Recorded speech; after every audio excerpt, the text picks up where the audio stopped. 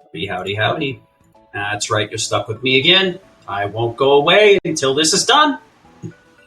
We are going to have our second episode of Super Mario RPG Level 1. It was getting a little bit to the point where some schedule conflicts were occurring, so we decided to follow this up as soon as possible. And we're going to wrap this up. We got all the cool stuff planned. Final boss, maybe even a secret boss in there. Who knows? All at Level 1. So I'll let you take it away, Paige. All right. Thanks for having me back. In case you missed it last time, we were about to go into Barrow Volcano. I just loaded my save file. Are we running the timer yet? Because this is where we stopped. Yeah, let me know when you're ready. Okay. Let's dive right in. 3, 2, 1, go. So I'm running out of here. Most official run ever. Most official run ever. So last time we were playing, last time on RPG Limit Break, we just finished off Nimbus Land and done some inventory management, and I'm going to go into this room here that I didn't know existed until I was like 26. Get a couple of flowers there, very important for the endgame. Yeah, I didn't know that room existed either until I started playing the randomizer. Yeah. Skip that chest because getting an EXP star here would be very, very bad. This ain't no 20% run. Okay, I'm going to do a little skip here. Actually, no, that's not the part that that one's easy to skip. There's a second one that's a bit harder to skip. Can I get around this dude? Yeah, I guess I can. Whoops. So, because I don't get the EXP star, I can't do the out of bounds glitch. Which is, when you fall into the lava while you have an EXP star active, you can go out of bounds. And it does absolutely nothing. Just allows you to get through the room a little bit easier.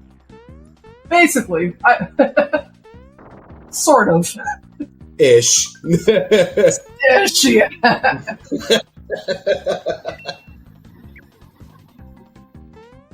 Whoops. Oh, that's not good. Oh, well, good thing I just saved. Can't run away from that dude. Actually, you can Lamslore him, which I could have just done there, but, oh well. I forgot you can do that to that dude, because no one ever runs into him. I was about to say, it's not very often that you see somebody run into a Stumpet. There you go. It's extremely common in the remake.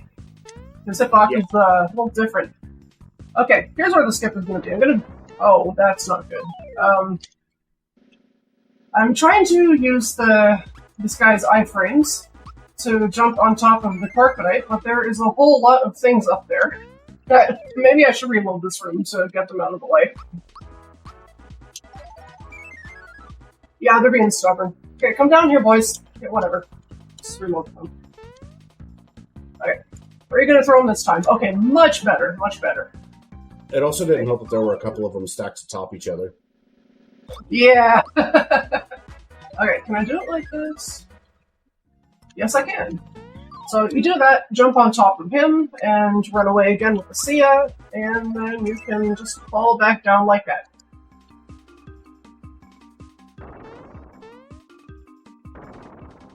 Now that second Stumpet skip is, it's one that, honestly, I find to be a lot easier to do. That's one of the little things you gotta learn in any percent. Okay, so I gotta do another menu here, because I'm gonna be fighting Zar Dragon and Axem Rangers very soon. So gotta pick up, Fire Dress and Fire Shell. And a couple of mid mushrooms. 2 of those, and how many of these do I need? I can get 6, cool. Alright. Save before Zar Dragon, will do. So this is if you weren't here last time, this is a version of SMRPG where the gambling at the end of the fights in low level doesn't actually matter. You'll see what I mean. Right now, I have Mario and Mal level 3, Geno level 6, Bowser level 8, and Peach level 9, which are the lowest levels they can be in the game, before you can start being able to nullify your EXP. Okay,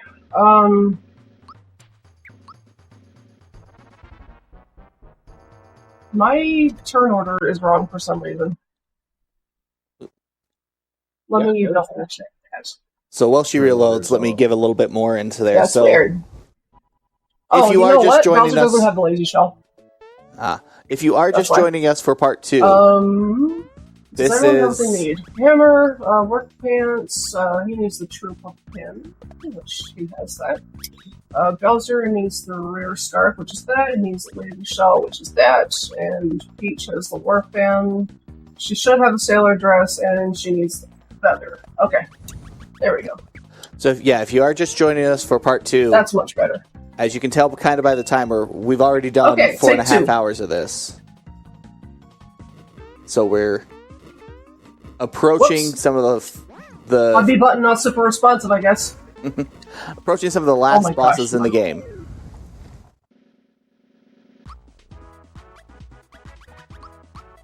Or like the last hour-ish Anyone on of top the this game. guy?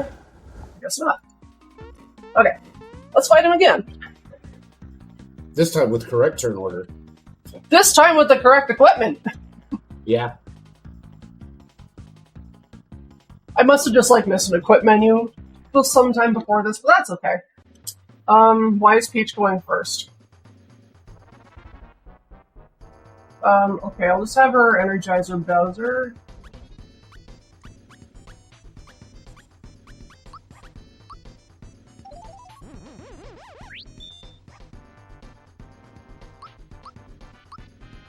Should be okay.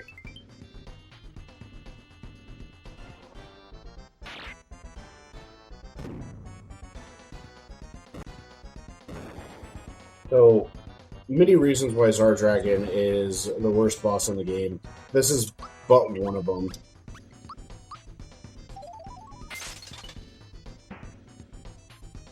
The fact that you can do so much damage to him with ice bombs, though, pretty nice. Makes it free.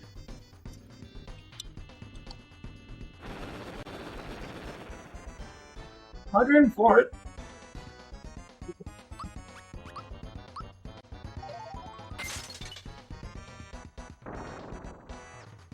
Alright.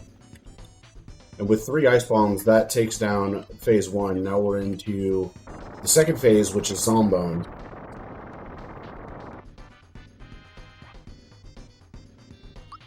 And Zombone's really just going to be a bunch of jumps being done with Mario.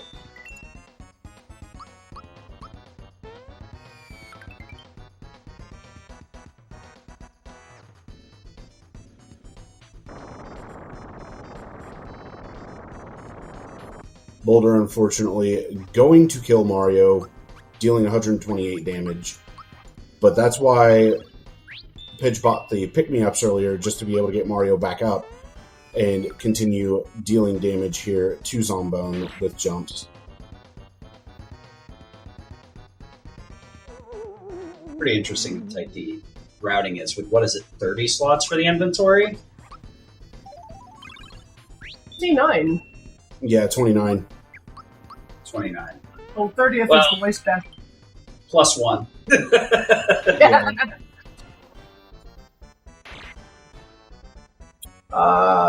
Do I want to? I guess I don't have to toss anything with him. It's not very often that Mario just survives that. You survives that double turn. melee. That was nice that you got the double melee, but holy moly. Oh, this is not so nice. No, that's That's annoying. That's okay. So correct me if I'm wrong, but Fear will cut your damage in half, correct? And your defense. Not that it matters when your time blocks, but it only lasts until you get KO'd, which is expected to be every turn. So it's all right. There we go. All right. Problem resolved. Problem solved. Hey, freebie on the pick-me-up. Love to see it.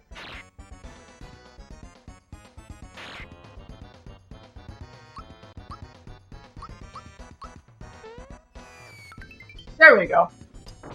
Alright. And just like that, Zar Dragon down. Whole 1800 HP. Mario didn't have the work pants, that's what was wrong. I thought something might have been off. Yeah, I got my Kana mixed up there. That's okay, because now he's got the right equipment. So, after that battle, I did gain EXP. It doesn't matter, because this is a showcase run where we're not going to reset 40 times on every boss and just keep doing the fight over and over again, because we'd be here for several weeks. I say several weeks, my PB in this category is actually like 11 hours or something like that. I don't know what my PB is. I haven't run this category seriously in a long time, for obvious reasons. But I'm still kind of showing off, like, here's what would happen in this scenario. Because you are expected to have to reset on bosses at least a couple of times, I'm going to go all the way to the end and get through all the cutscenes, and then go back and save and do some more menuing. And that's just so, because we're expected to fight the Axem Rangers several times, and we don't want to go through this every single time. You get stopped a lot, gotta go through a lot of dialogue, although the music here is a kind of a banger, I'm just gonna say that. I love this music. The Axem is my favorite track. That's like a low-key diss to the entire soundtrack, because there's no part of this game of the soundtrack isn't a banger. That's true. It's true. I can't argue with that. Okay, so gonna go back and save. So the expected value for getting through Axem Rangers is 3 fights, because they don't give you any coins. And when you gamble your EXP away in a fight, there's a 50-50 chance is it going to ask you to double your EXP or your coins. If it's coins, you reset, because that's just not helpful for you. And if it's EXP, then you have to play the Yoshi Egg game and get the fuzzy guy that will set your EXP to 0 for the fight. Axem Rangers don't give you coins, so you can just, like, you have a easier chance of getting through them than you do through the bosses that do give you coins. Backtracking to that save point made me realize how long that chase sequence actually is. It really is, yeah. It's pretty long. And in this category, you're anticipating having to make that run a few times, it sounds like, right? Yeah. Yes. Since it's a 1 in 3 chance or 1 in 3 gamble. Yeah. You're expected to have 3 times that you fight them, but depending upon your luck, it could be many, many more. Wow. The funny thing is, like, the mini game is kind of like a shell game where it's in Yoshi eggs. So it's like neutral. You keep whatever you bet. Lose, you lose it, and then win, you double it. But it's not even. It's functionally impossible. It's just a straight up guess because of how quick it moves. There's no way to follow it, which is kind of weird because, like, the concept of the cup games and, like, a lot of video games is that there's a reasonable chance of trying to win, and this one's just straight up a dice roll because they spin it so quickly. Completely random. In the remake, they make it a little easier because you can actually visually tell where the Yoshi egg is, but you can't tell where the other 2 are, so it's still like a 50-50. Yeah, you have a somewhat decent chance of being able to, like, follow it. It's not a complete, well, I might as well just close my eyes. Would have been easier on my eyes anyway. So this Axem fight is one that I stole from Alvin's route. It's pretty interesting because, like, you have to. This takes, like, a lot of speed manipulation to get Bowser to attack between certain phases of the breaker beam. And here we spam a lot of rock candies. All those ones that we manipulated in Nimbus Land. Okay, rock candy. Look at all those rock candies. That's a lot of rock candies. Love to see it. I still We absolutely want to love the freebie a lot of these, but we'll see. And keep in mind, with freebieing a rock candy, it's a 1 in 8 to actually get the freebie. So a 12.5% chance. I don't know what it is about human psychology, but 1 in 8 sounded plausible, and then 12% just does not sound plausible. Even though they're the same statistic. Even though they're the exact same. Yeah, I mean, it's like I think it's a perception thing, right? It's like if somebody tells me it's 15 till noon, I'm like, dude, just tell me in actual numbers. My brain is like, no. You gotta tell me 11:45 or else it's not gonna stick. Okay, so we're in the breaker beam phase now, and because of we got to this phase without taking any damage, so Bowser is just free to spam here. He's got the lazy shell, so he can survive a breaker beam. Oh, nice freebie. I'm glad I got one. So he will get to attack 2 more times before the next breaker beam fires off, which is enough to take down the Axem Rangers with my last 2 rock candies. We start off... Oh, wait, what? Why did that happen? Oh, I didn't bracer him. My bad. Well, the save was worth it. That's the one. Save is always worth it. You didn't bracer... Did you also not Energizer him? Yeah, I forgot about that turn completely, because he had the lazy shell on, so I'm sitting here thinking, like, oh yeah, he's gonna survive, and he doesn't. Sure enough. The strategy is the same, but you're supposed to not have him, like, bracer and energize before you toss your last bomb out. I mean, we got plenty of time. You don't have to worry about explaining while you're doing it if it's going to make this a lot harder. That's what we're here for, to yap. Just ignore us. It's all good. It's all good. I mean, it's a good showcase of, like, the reality of this is incredibly difficult. And unless you're playing low levels all the time, like, it's pretty easy to make mistakes like that. Yeah. Same thing over and over again. You get the muscle memory, and you're doing it without thinking. That's 100% fair. I've had runs like that. Yeah. And that is just even. So, Axem's take 2. Remember to bracer and Energizer Bowser this time, Paige. Yes, so gotta do that after the first turn. Yep. Okay, still gonna start off the same way, spamming a little bit. Just a couple rock candies and an ice bomb going out. Yeah, the Axem Rangers have, like, they each have different amounts of HP, and they're all weak to different things, but rock candy just does the same damage across the board, no matter who it's to, but red is weak to ice, while pink resists it, for example, so you want to get her taken out before you use the ice bomb, which Bowser's about to do. And that's enough to take down Axem Black and Axem Yellow. Axem Red has the most HP, and I think he actually has the same stats as the ship. Like, the same attack, same defense, blah, blah, blah. I think so. 2 damage! Yeah. Okay, now we're gonna bracer. I guess it doesn't matter what order I use these. Defense up. Nice freebie, that's useless. And then Energizer for the attack up. Now, freebieing that one would have been useful. Okay, Yeah, so that he would took be great. damage this time. So I need to use a different strategy this time, because Bowser did take damage.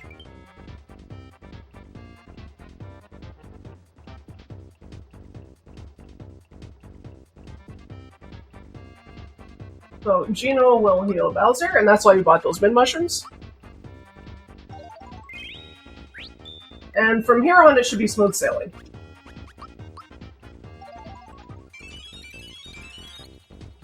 It's really Smooth-ish funny. sailing. I think, like, as a casual, you're just like, oh yeah, they have that one thing that makes them invincible. That's all you do, right? You just spam that, and it's not really like that at all. Nope. Okay, so here we actually do need to use Mario.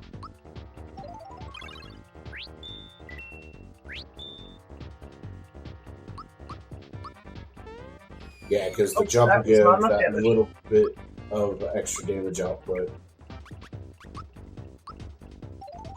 You wanted 211 there, right? Yeah. So what does that mean for me? Oh, it missed. I It means you're gonna get a freebie. It means you got a free pass here. I don't know what I did wrong, but the game wouldn't let me fail.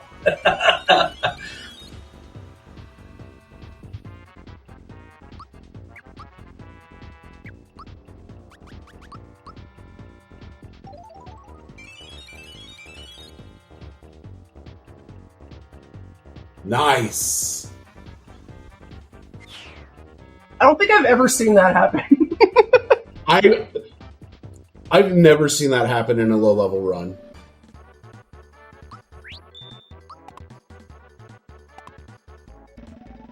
So here's a prime example of the Yoshi mini game being ran, and you would have gotten it.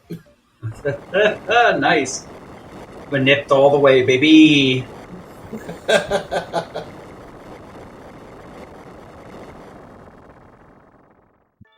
So with that, there are 6 of the 7 star pieces to rebuild the Star Road, but there's still quite a bit to do. There is still quite a bit to do. This category is all about working around your 29 inventory slot limitation. Do I have rock candy? Okay, I do have 2 rock candies, so that's fine. Yeah, I was back about to to the say, I think you have like 6.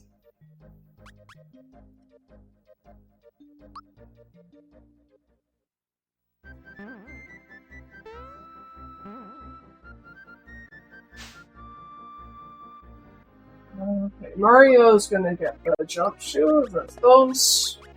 Peach is going to get the fire dress that we just bought for her. She's gonna swap accessories with Bowser. I could really stand optimize that menu a bit. Sell, where is her sailor dress? That one. Oh, I sold the wrong thing. What did I just sell? I missed it. Okay. Y'all I think I are have to killing fight me. the actions again. I'm sorry, guys. So I stayed up I split the stream because we have plenty of time for this right now. I stayed up until 5 in the morning because I'm going to Japan in like 7 weeks, and today is the day that you can make reservations for the Kirby Cafe, and they open at 5 a.m. my time, and they sell like within minutes. So I stayed up to do that, and now I'm very tired. So I am jealous apologize. that I'm jealous that you go into the Kirby Cafe. Yeah, That's we're going to fair. the one in Tokyo. We're going to be there for 5 days, and then we're going to Sapporo, then Numazu, because we're Love Live fans, and then Osaka, and then we're going home. So we're saving after we beat the boss this time, right? Yes, we are. Got you, boss. I'm right on it. Double check my equips. I'm going to double check my equips because I don't want to do that again. So hammer, work pants, triple pin, that seems correct. Fire shell. Yes, he does have the fire shell. And feather, work pants, safety ring. Yep, that looks right.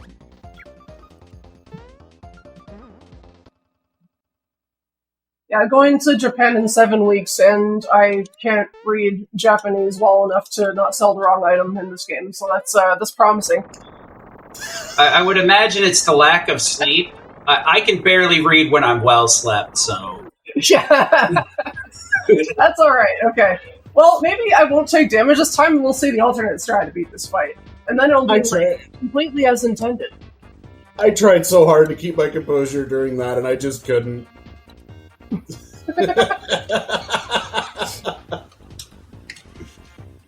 Okay. Rock candy.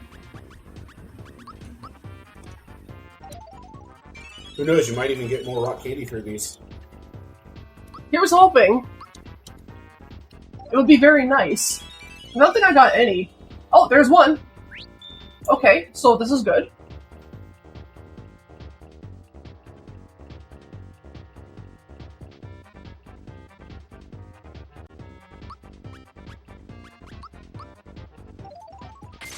Oh. Axem Rangers text. It feels like it takes forever. Oh, yeah. And you don't want to turbo it either, because you can accidentally attack when you do that. Yep. So just mash on the D-pad and do dance instead. I have fallen victim to that before.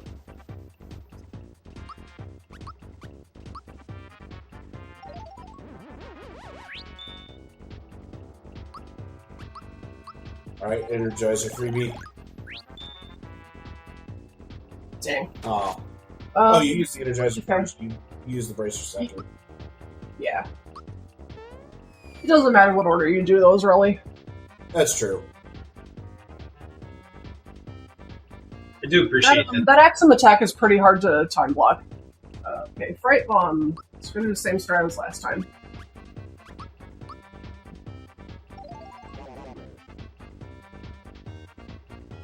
That's not what I was supposed to do. Frick.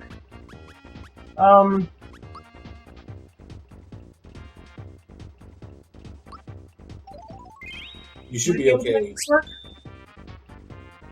Yeah, you could definitely make it work after getting that freebie.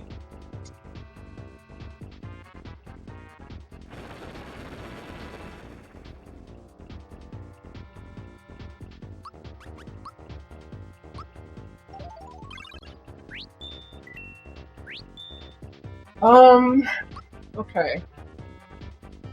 So, maybe I rock candy instead of jump.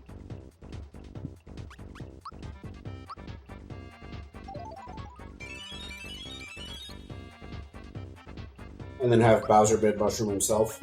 Yeah. Alright, now we need the miss. Surely he'll miss again. Just on the wrong person. I mean, that just means you don't need to use another mid mushroom. True. I guess we'll take it as a half win. Okay, I think I'm on track now.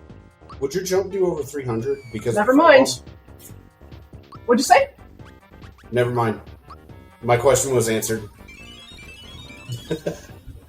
The jump only doing 166 was a little unfortunate. Yeah. I don't know why... Oh well. Res him again. Is it possible you didn't do a jump in some of the earlier fights or something? So it's No. a little bit. It's, yeah. There's something going on. I guess I tossed another candy. Yeah, go ahead and toss it. I toss another candy. I think he dies on this one. Yeah, we got 2 freebies. Okay, so that was worth the do-over. We got more freebies this time. It somehow worked out better. Kind of, sort of, if you squint. Kind of, sort of. Yeah, I was trying. Oh, this is going to be a run. Oh, I was trying well. to keep track of the health value for you. Yeah, I was just like, I was keeping track of like, how many, like, which of the 4 attacks I'd done in that phase already. Yeah, that's the hard part, honestly. The nice thing is that because Mario has Troopa Pin, he just gets his boost back anytime you res him, unlike Bowser, who does not. Not that, like, you're reviving Bowser anytime in that fight. Okay, so I do not need to go to, Side Town. Gonna go straight to Nimbus Land, save in the inn, and then do a menu. And this time, I'm actually gonna read my kana properly and not sell the wrong item. There we go. We are safe. No more Axem Rangers today. Just threw out an extra skill check by doing it on the Japanese version. Okay. Jump shoes.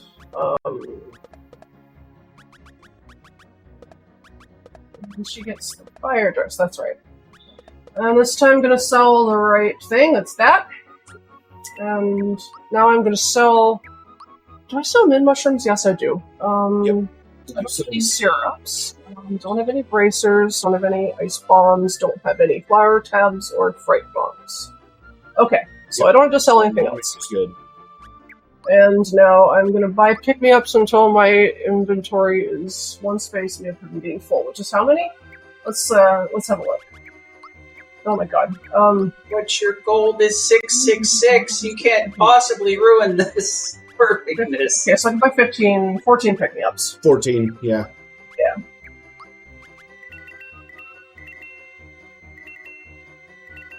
Was that 14? No, it was not. Okay, I'll sell one. Okay. Alright. Looks good. Yeah. Alright, we go back into this castle for a little bit now. Because Gotta unlock we're Bowser's going to- Keep. Yeah, we'll have a little bit more story exposition and unlock Bowser's Keep. And then... Oh, I got that treasure chest already. Interesting. Yeah, you had grabbed it on your first time through. I forgot about that. I'm glad you remembered. Don't ask me how I remembered.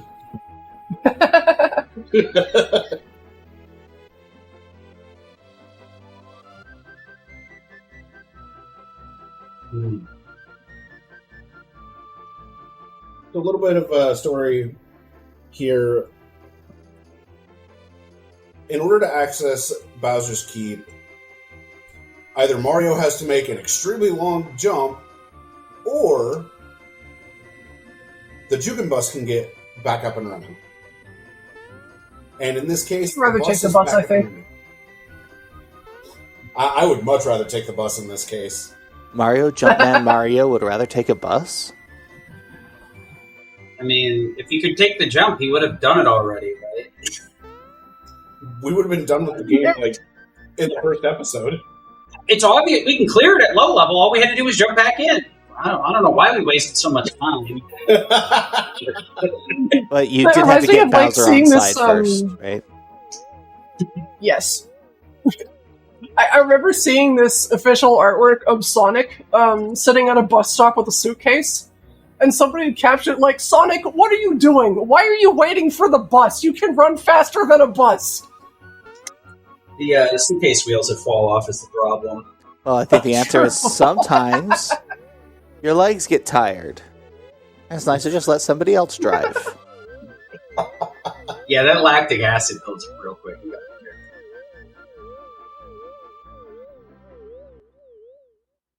I forgot to put my hands in the air for being on the bus. That's okay. Well, we're still on the bus, so. We sure are.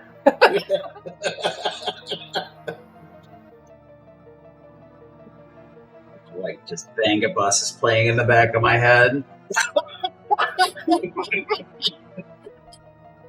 Brain, stop! I don't want to get our channel DMCA'd.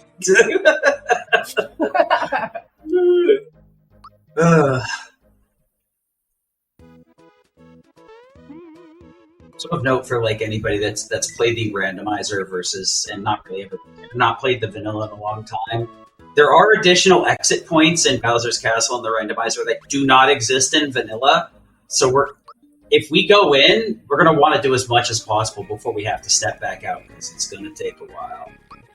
But we also have some extra stuff to do before even jumping into Bowser's Keep.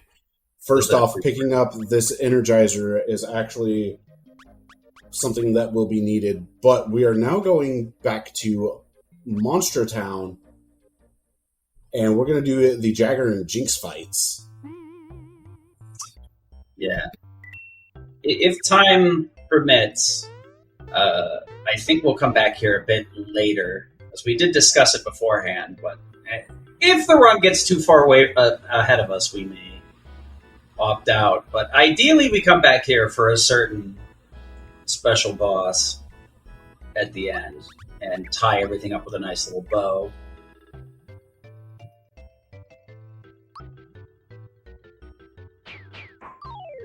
All right, here we go. It's Jagger time. Right in the gut.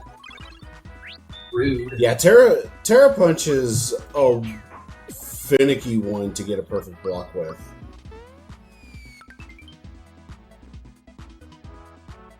I guess Jagger's supposed to be pretty early, but I was going to be like, hot Genos could survive a hit even with walk up? What? There we go. So if you miss the perfect block on that, nobody's surviving. Mm-hmm. Well, I say nobody. Bowser would survive, but... Sour block. I don't know. I'm struggling with that block today, which is weird. Everybody has their off days, especially when you have a few hours of sleep. Bro! I've had a couple of nights where I was just up all night, and then I'm like, I'll do a run. Surely I'll do a run. And then I got like 30 minutes into it. I'm like, no, this is a bad idea. This is awful. So the nice thing about fighting Jagger and Jinx is that they don't give you any EXP, and they heal you after you either win or run away. So if you're trying to learn super jumps, this is the best place to learn super jump. Jagger is immune to jump, so take off your jump shoes. I mean, you don't want to super jump with jump shoes anyway. The animation's different. Oh, I was supposed to do an equip. That's okay, because you can run away here. I was about to say, Bowser's supposed to have this Smithy ring now. I love I mashed a little too hard there. These fights are, like, pretty low risk, because, like, you can always run away.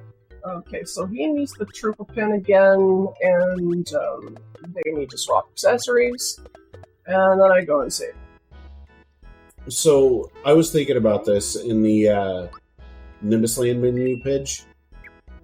Why not select Bowser's accessory, swap with Peach's, and then move to Peach's armor?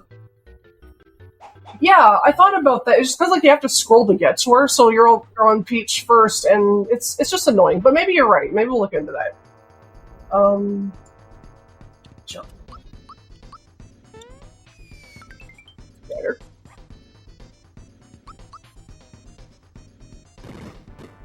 So somebody did ask in chat, but I'll answer in chat as well. So the way that you stay low level is there's a doubling minigame where you can double your EXP or your coins, and you can either lose the game where you lose all of either the coins or your experience. There's a push where you get to keep your base experience, and then there's a win where it doubles it. We have a version that just enforces that EXP loss every single fight, but in a low percent run, you would normally have to get that double minigame for the EXP, and then also lose it as well. So ideally, this run is a bit random because of that obnoxiousness. But for our purposes, we're just going to enforce it so that we can just showcase the run in the simplest state possible without having to shuffle all that. No problem. Yeah. It's kind of a... With low level, you usually think, oh, you're just staying at the lowest level possible and you're getting experience. But in this case, we're literally staying at the lowest level possible. That Jinx one went fairly well. You hit most of your perfect blocks on it, so that actually really was a pretty good Jinx 1. Now, Jinx 2 is where things can get a bit more difficult once Silver Bullet starts coming around. Speaking of perfect blocks, are they the exact same between the original release and the re-release? Because I know they mess with the timings of like super jumps, but I wasn't sure if they mess with anything else.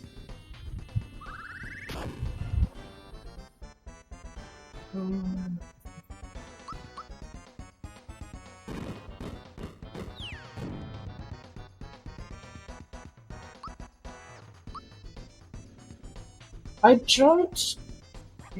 Did I jump once or twice? I think only once, right? You've jumped twice, I think. Oh, I have. I thought that was the first. Because this is turn 3. That's okay.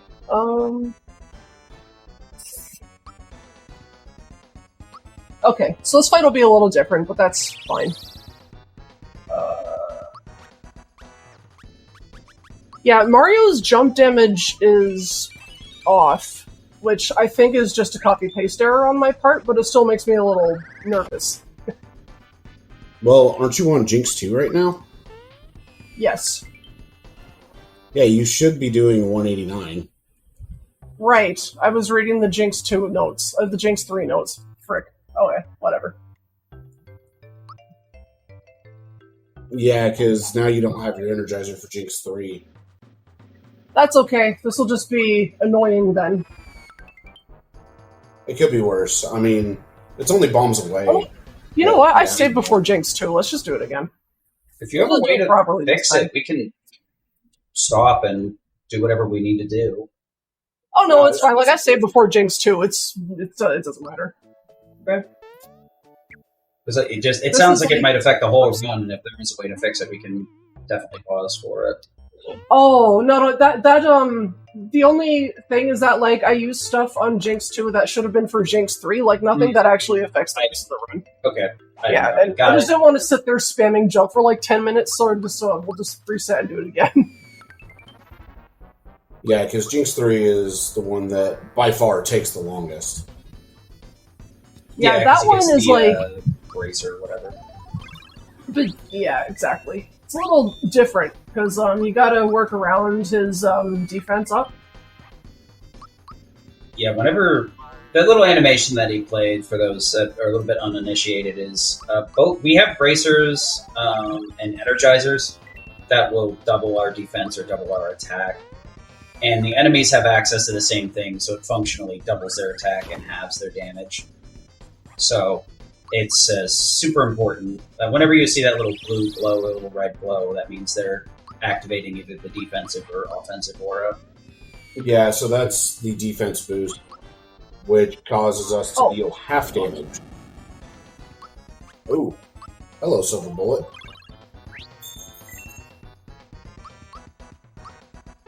Silver Bullet from Mario's life. I didn't realize he was a werewolf. Or is that vampires? Something weird about Jinx is that when he attacks you, there are two different things that will happen. Two of his attacks will, like the one where he jumps up and kicks you, triple kick, you either get recoiled back or you don't. And I don't know what makes that happen. I've looked into the code for this quite a lot and haven't been able to figure out when he's using, I think it's Quicksilver and triple kick, what makes you get recoiled versus not. I have no idea. Nobody knows yet. That's if you know, let us know in the chat. If you happen to have a ROM editor open and you're really good at reading SMRPG animation scripts for some reason, we'd love to know. I've never been able to figure it out. Like that. It's weird.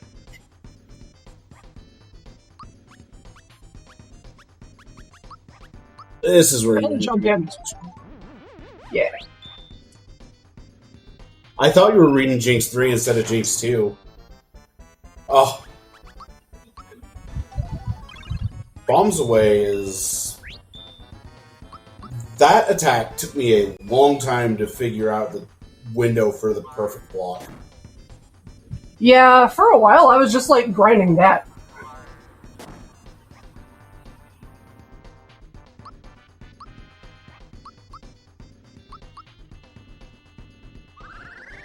So do that so Bowser can toss a rock candy here before his defense goes up.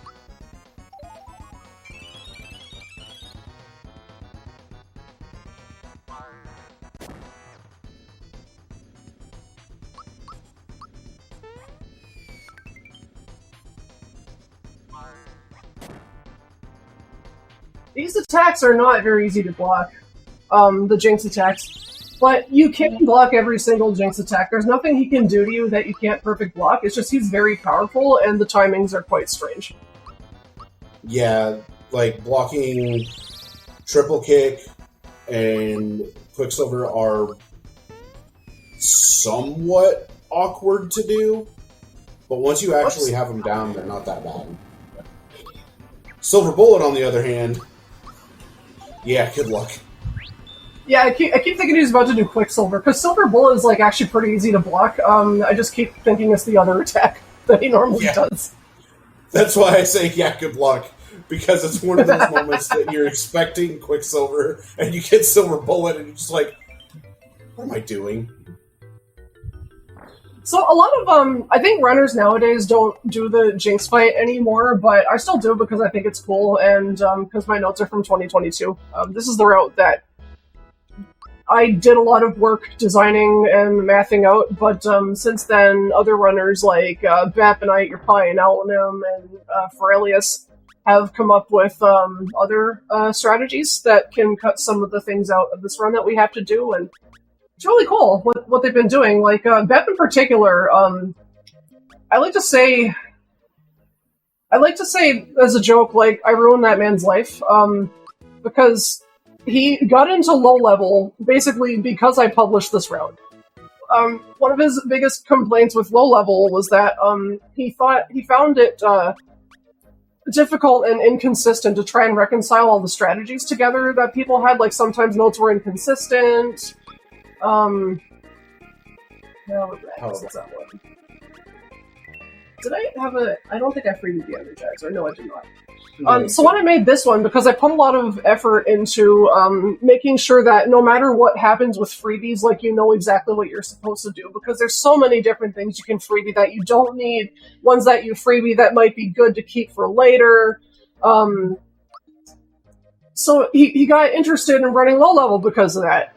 And the low level's kind of a meme because of all the resetting. That's why you'll see people like I Eat Your Pie and Spike Vegeta and Use Pizza, like, do it when they do Mo-Man. Like, they'll pretty much always do low level at least once. And everyone kind of suffers, and now there's this one guy that just runs it all the time. And I can't believe that this is the thing. Okay, let's see. Sell if you have... How many empty slots do I have? That's a good question. 1, 2, 3, 4, 5. Okay, so I gotta sell pick-me-ups. Not rock candies. 1, 2. Okay. Yes, that's what I need.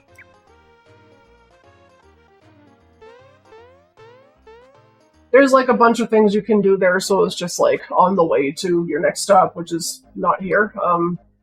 Mobile. I was about to say, you're not going to Marymore. I am not. Not yet. I get the frying pan.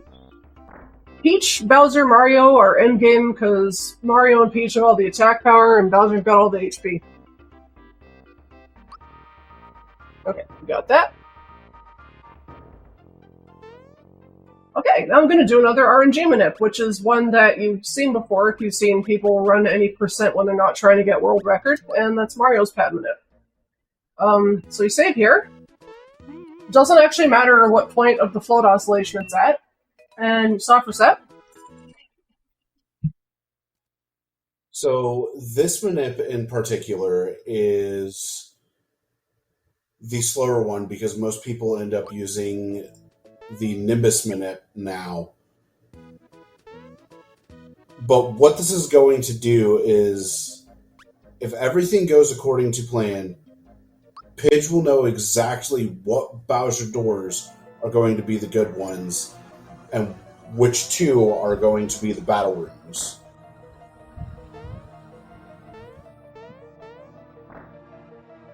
As you can already guess, the objective with this manip is to avoid the battle rooms.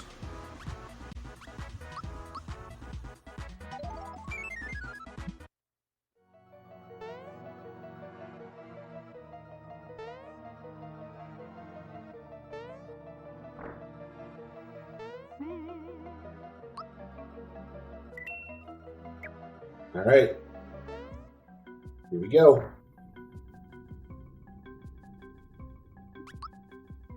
Realizing that I didn't practice the quiz.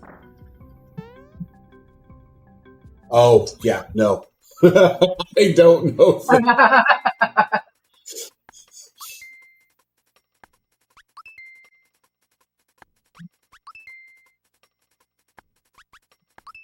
When I actually do the quiz in Japanese, I still have to refer to the wiki on this. Whoops.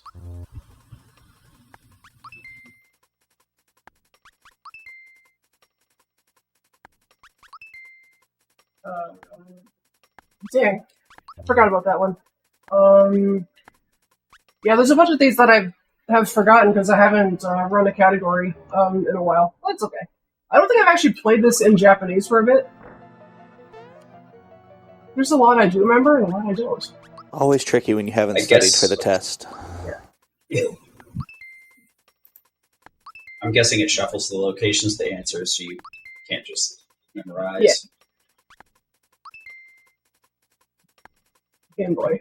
Everyone, break out your phones. Turn on the Google Translate app. Let's get Google.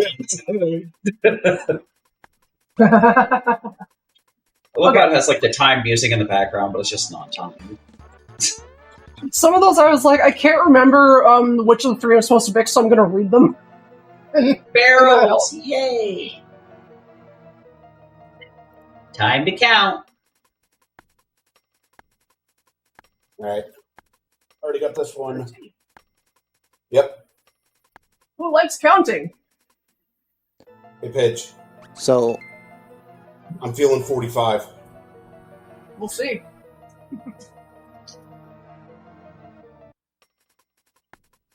Oh! 44. so is there like a set, or like 3 or 4 set answers to the barrel puzzle, or is it actually a random number or a random amount each time? There's like a min and a max that it can be. I don't know. The min is 43. I don't know what the max is. I think it can go like to high 40s. 46. So I was going to say, out of that stack, I could tell there was like one barrel that was just like a little bit different than the rest. So there's definitely like a stack and then just extra sprites they add, I think. So I think that's 3, 1, 2. Let's check this guy again. Yeah.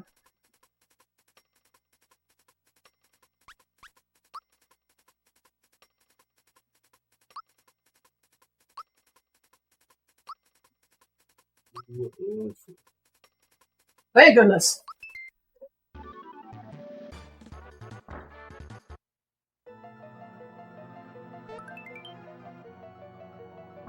Okay, second one we're doing the coin game. So this is my favorite minigame personally because there are 21 coins in the box. So you can actually get this set up very easily to win every single time.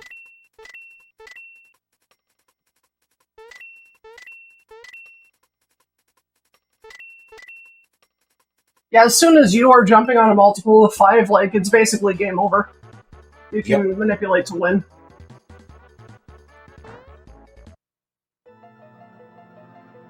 Didn't stop me from struggling with it as a kid. Now, magic buttons, as a kid, I thought this was the hardest puzzle in the game. As an adult, no, it's by far the easiest. Ball solitaire, though. Oh boy. Yeah, the trick with the buttons is realizing you can just jump over some of them.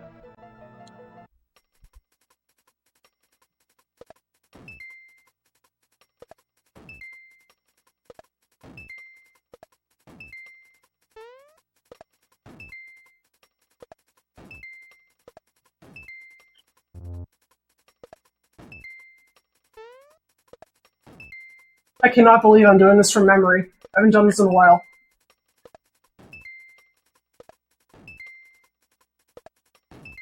How do I remember to do that, but not, like, use an Energizer on Bowser? I don't understand. I mean, to be fair, it applies to both versions rather than this specific category. True. Oh, I don't think I'm supposed to get that. That's okay. Everything! We're gonna take everything! Everything! I still absolutely love that it was Kurt Q that came up with the optimal solution for ball solitaire. Yeah! Kurt Q is based. No kidding there.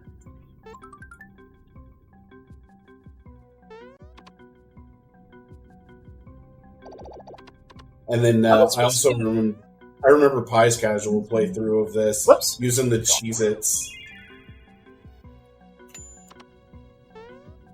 The Cheez-Its.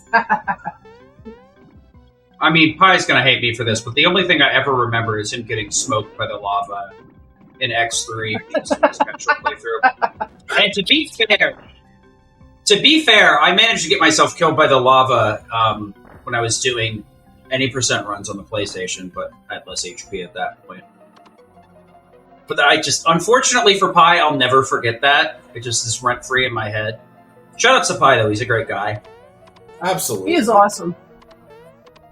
Do I need the Caracola in here? No, I do not. Okay. I'm very used to running most of the stuff in here, which is a little different from low level. In fact, that's extremely different from low level. I was about to say a little. Here.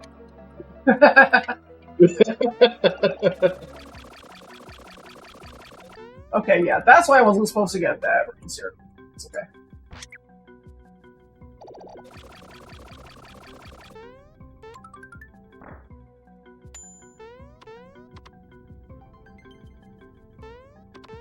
And then the rotating platform room.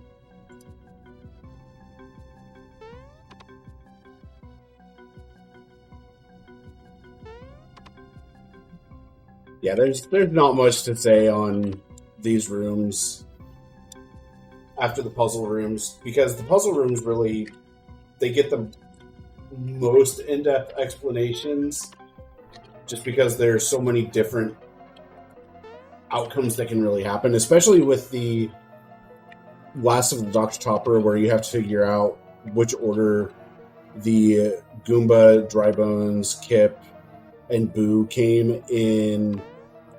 What is it, a triathlon? Yeah.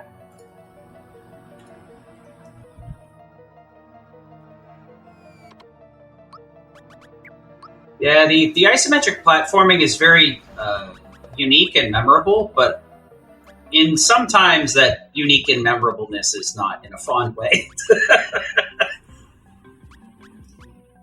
Jinx belt and frying pan. Yes. I don't know if we actually use Geno again in this run, in this category.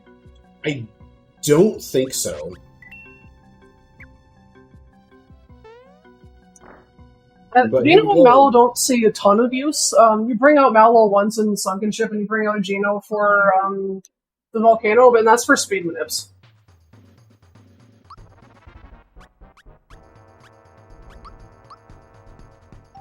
Onto the Magikoopa, opening up with the Fright Bomb, and this is where Peach really gets to show her stuff.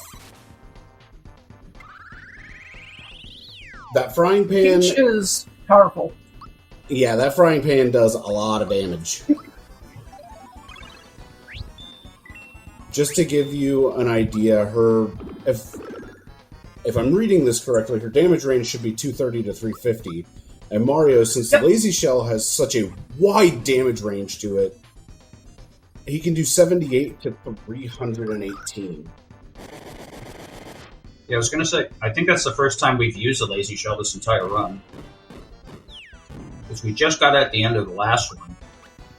Yep.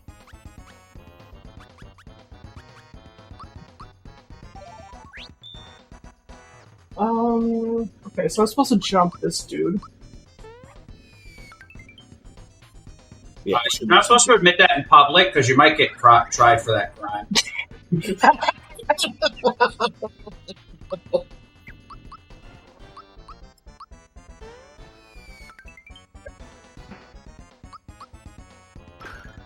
I remember routing these different possibilities in Magikoopa to like maximize how many turns you get between summons. So hopefully this fight won't take too long. Hopefully you get the King Bomb. When you said something about maximizing turns, I'm like...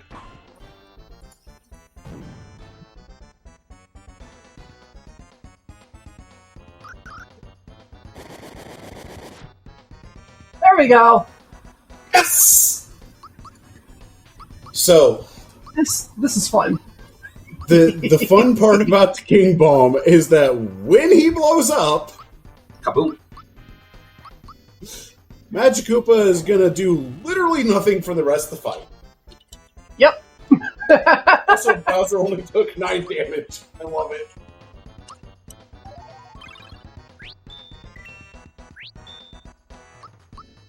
So now we can do whatever we want, because this fight is actually over. Yeah. I am never going to get attacked again. So, something I love about this game is that if you are leveling up like normally, and you go with the pattern of like level 2 SP, level 3 attack, level 4 HP, which is like maxing out your BST basically. Mario and Peach end up at level 30. If you have everybody's ultimate weapons equipped, they are the 2 strongest attackers, and Mario is above Peach by only, like, 1 attack point. That's how powerful she is. And the frying pan is, like, it's like Lazy Shell with, like, less randomness. They both have a base power of 90, but, the Lazy Shell can be plus or minus 40, while the frying pan is plus or minus 20. Yep. The good old damage rolls that can happen with whatever weapon you have equipped. I figured right. Oh, no, I did not. Okay, so I'm gonna sell my Warfan. It's that one. Right? Yes, sensitive. My pick-me-up still inventory is full. And, oh yes, I need another dress for Peach. There we go. She's gonna get that. Princess dress. Bowser is getting her scarf again, which yeah, that one, and... Oh wait, no, she is supposed to get... What is Bowser? Wait. Oh no, that was right, yeah. Peach is supposed to have... Oh, Peach needs to have the Jinx, the safety ring. And Bowser should have air scarf, and he should have triple pin, hammer, work pants, lazy shell, no weapon, frying pan. Yeah, all looks good.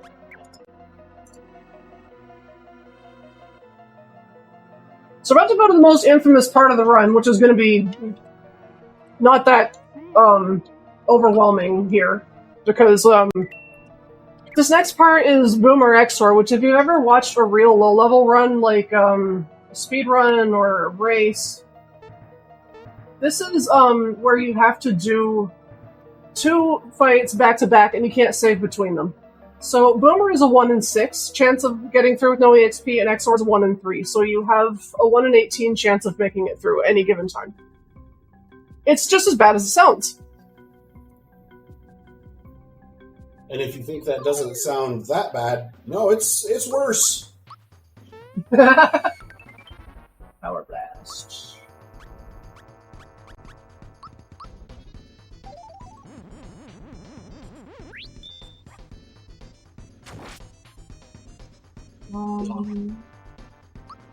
That's okay. I don't think she needs to stay alive in this fight.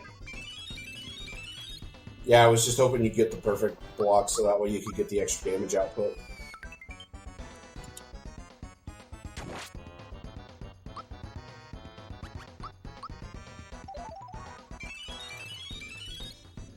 Granted, Boomer's an interesting one to get the perfect block timing on. Yeah. Okay, so Bowser has to use exactly 3 rock candies, and that's the 3rd one.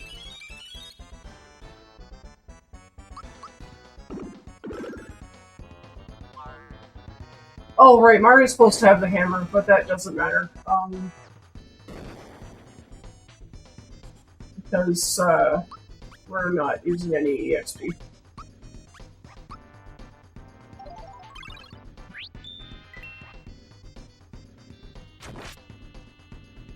Oh yeah, 1 in 18 is very, very low.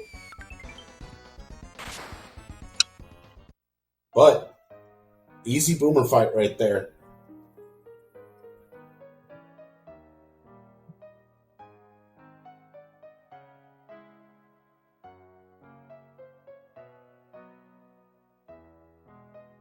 This is a song that you hear a lot when you're running this game, in this category. You're gonna hear this a lot. You're gonna hear this a whole lot.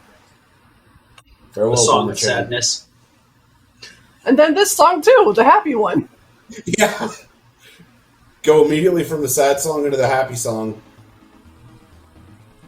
Yeah, because somebody here is a pushover right into why is this boss exist? Geno, please, Geno Whirl. Oh, we can't level up. Yeah. Right.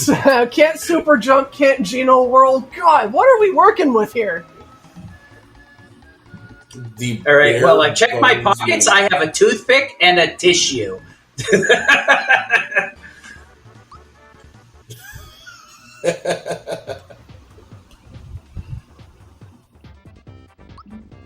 Maybe man, that's the one.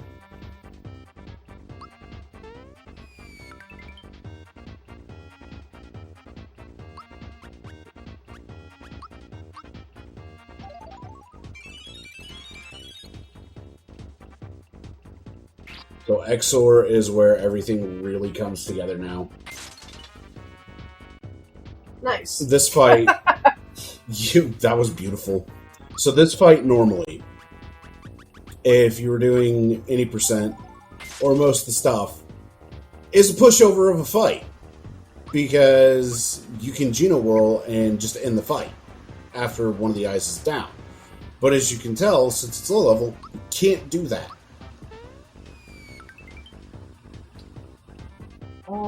Oh, she already used the rock candy, so she can defend.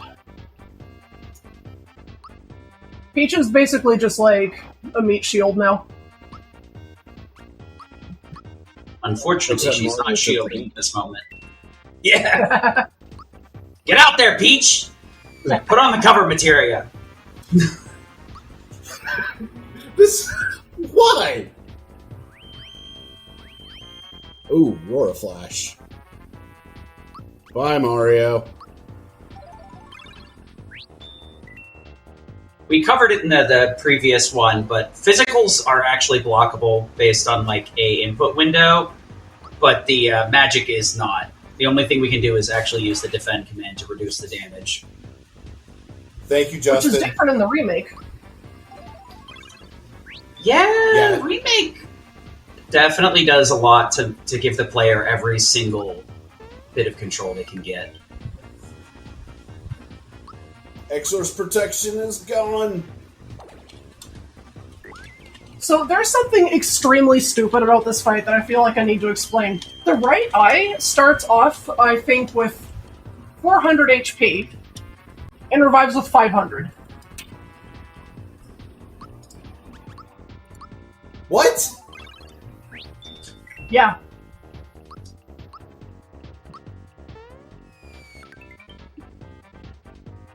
Or it might be the other way around. It might be, he revives with more HP than he has to start with, which I think is the only enemy in the game that works like that, and that, I think, is just an oversight in how the animation scripts for this fight were written. But it's also the reason why, when I was routing this category, I was trying to use Exor strat that looked good that I found from somebody else's notes, and it didn't take that into consideration because it had Mario, not with the Troopa pin, and he was taking out the right eye immediately, and then the next time I had to attack the right eye to disable it, nothing was happening, and I'm like, I'm not mistiming it, it's doing the same amount of damage. And that's when I looked into SMRPG's code a little more, and I found that, and I could not believe what I was watching. I'm like, oh my goodness, we didn't know about this? This is such a strange thing to happen. The battle animations in this game do a lot of strange things. Because the other thing, too, is, this rarely comes up in a normal run because you just Geno Whirl, or you do one of a billion different ways to one-shot the hilt, rather than all this, so it rarely, if ever, comes up.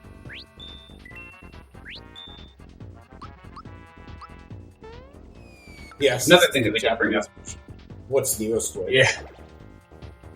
Neo Squad. One of the other things we did cover, too, is that Pidge is one of the devs for the Super Mario RPG randomizer, so that's kind of why we're talking about the code quite a bit, because Pidge has seen it. Seen a lot of it. Seen all of it. Alright, that's the Exor fight. That one takes a bit. quite a bit long because he can do a lot of damage to you, and you kind of gotta be careful. I'm just gonna get bullied too for half of the fight as well.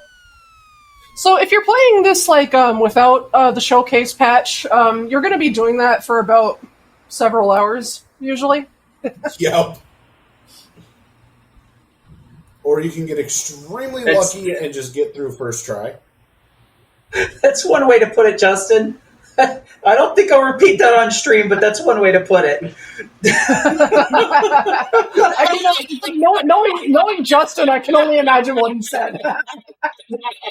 I'll say it. Pitch has seen the game in all of its glory. Yeah, we have a reasonable translation. Yeah. Seeing the soft underbelly of everything that makes this game tick. Shoutouts to Justin. Justin is awesome. He's a world record holder in any percent, and also a very good friend of mine. So if you're not following him, you're doing yourself a great disservice if you don't do that right now. I will. No, Lise. I will wholly agree with Pidge on that. And on top of that, we love you, Justin. I also made most of his emotes. Lazy Shell can't protect SMRPG from Pidge, I see. Okay. Yeah, I've known Justin for a long time, even going back to X3 days, so can verify that is a true statement. So, we've reached that part of the run. We are on to another rock candy grind. Yeah, except this one is a little less methodical because I don't know the manip for this. In fact, I don't know if anybody really knows the manip for this. Like, there's a visual tool you can use that tells you when to press the button. I don't have it. I think maybe Bep is the only person who's memorized how to do this because he runs this like every day.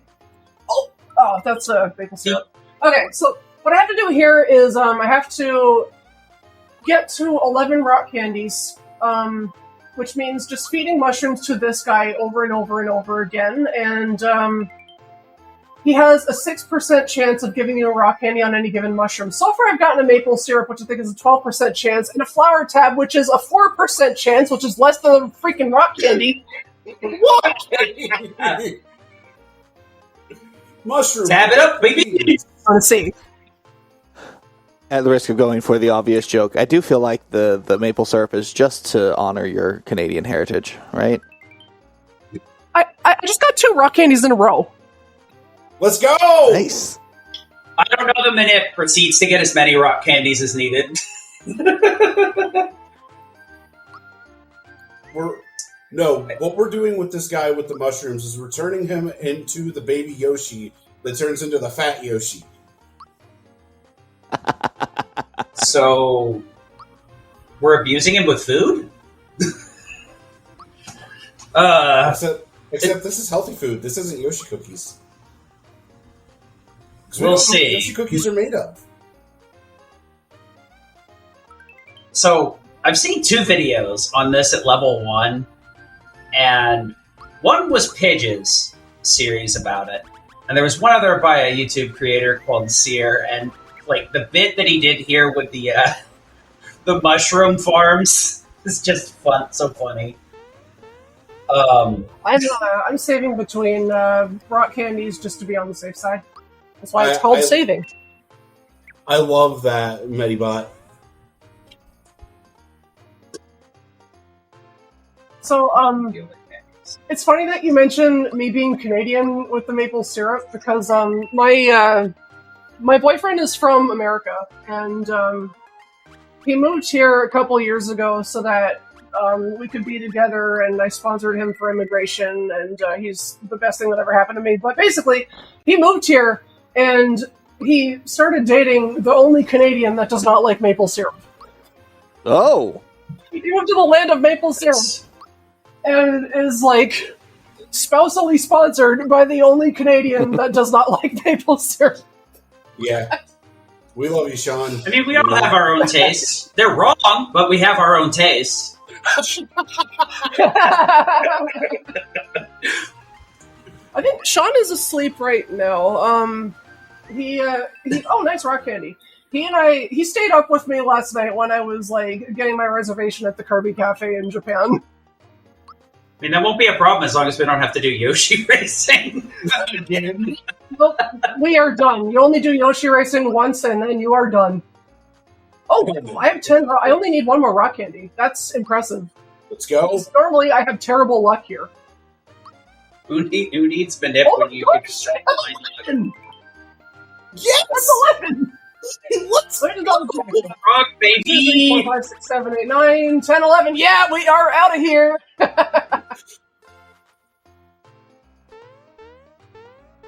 Yeah, it absolutely becomes Justin's here. 100%. Yeah, now I know where all his good luck is gone. Just everybody else leeches it off of it. Yeah, it saw what happened with the Axem Rangers, and it's like, look, man, I'll cut you a break. I gotcha. That's so true.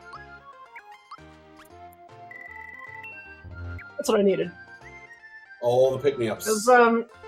We got more mid mushrooms because we're gonna do the trade sequence in multi. Yeah, that's right. Because the ice bombs. That's right. We need some more ice bombs.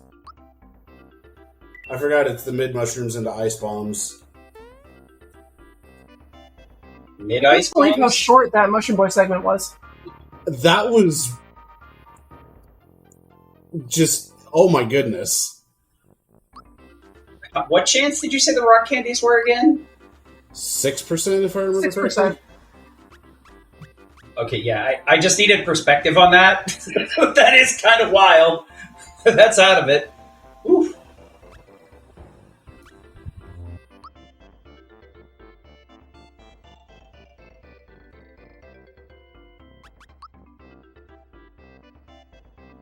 Okay, gotta buy more. Gotta buy some more. Exactly, Cub. I agree. Is that Cubs? Is that my boy Cubs Rule 21? That is our boy Cubs Rule 21. Oh, I'm actually low on coins. You need more That's coins. unusual. Yeah, that doesn't really happen. Yeah, I gotta go get some more coins, which they don't do say farm coins if you're low. And that happens if you get a lot of rock candy freebies and you get out of Mushroom Boy very quickly.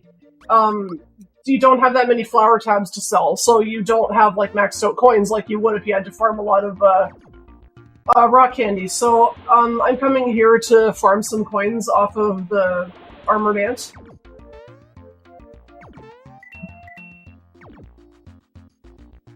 I forget that this actually works. Yep. Also, Justin, what the heck? Pulling 3 VBs? Whoops. The sound that the ant makes as it shows up, it's just like a friggin' space blaster. I feel like I'm in the middle of Star Wars right now. I don't actually need these frog coins, I'm just doing them to show off. You gotta throw a little bit of slag in there. How many do I have? 250? I'll get like 300, I think. Actually, I might need a little more than that. Mids are like 20. Yeah. Just a couple more for a buffer. That is not a bad idea. And you should be at 300 now. I mean, it comes up sometimes, but it's like the other weird thing about this game is like most games cap the gil or money at like millions, if not, just an absolutely ridiculous value. This game caps at 999, so money ends up becoming an issue because you really can't just have an unlimited supply of it. The randomizer is 9,999. Yep. Thank you, Alan, for making that happen.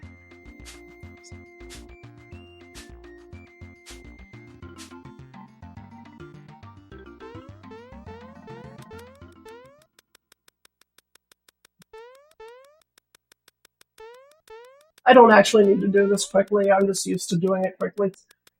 I was about to say, after you get used to... After you get used to doing the minigame quickly, you can't do it any other way.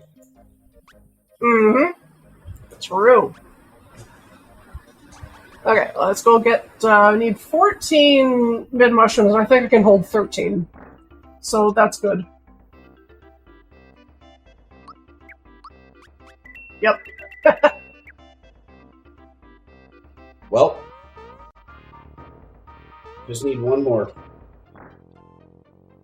Yep. So, each mid-mushroom gets you 10 points. And, oh, I'm not trading my red essence, no sir. You trade all of them at once, and, every mid-mushroom gets you 10 points, and every 100 points you can exchange for a fright bomb, a fire bomb, or an ice bomb, which is what we want. So I've got 90 points, and I'm going to go back and buy exactly one mid-mushroom and get my last ice bomb.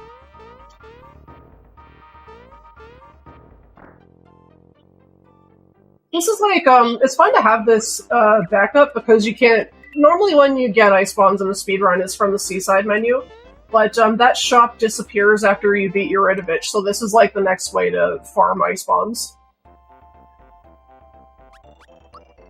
Yeah, it's a nice, easily accessible way to farm them out.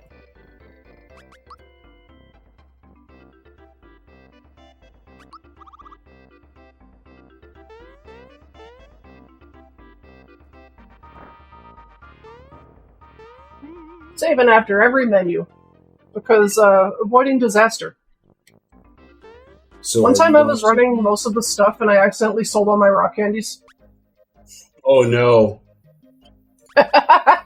Oh no. That's never happened since then. And it sounds like one of those mistakes you make once and then, no, never again, thank you. Pretty much. Are you going to be doing the dream cushion? We are. I'm Let's extremely go. bad at that manip, so I don't know if I'm going to actually attempt it.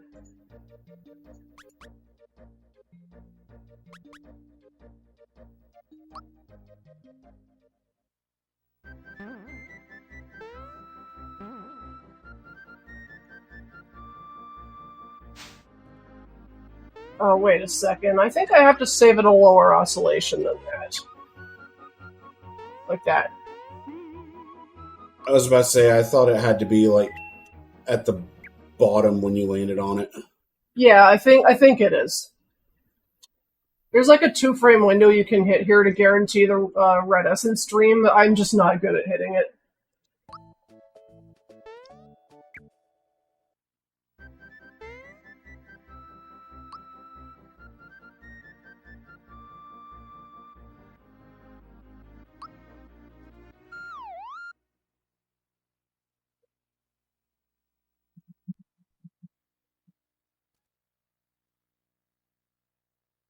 Heavy Troop is ready to launch. It sure is. I can really take advantage of my turbo controller here.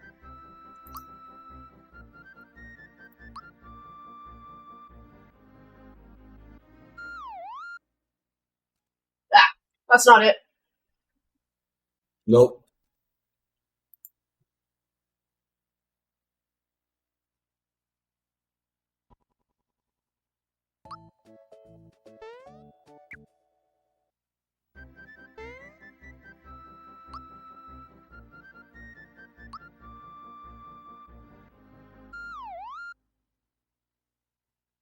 That's Heavy Troopa again. Yeah, you were just slightly off there. Oh, was I? I actually don't remember how to do the manip. I think so. There's like a certain frame, I think there's like a certain audio cue I'm looking for, and I think I remember what it is.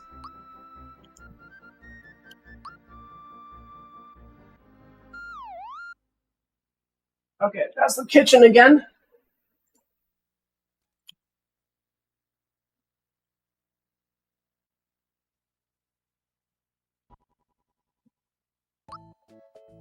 I think, you know what I'll do? I'll just use my coins over and over again.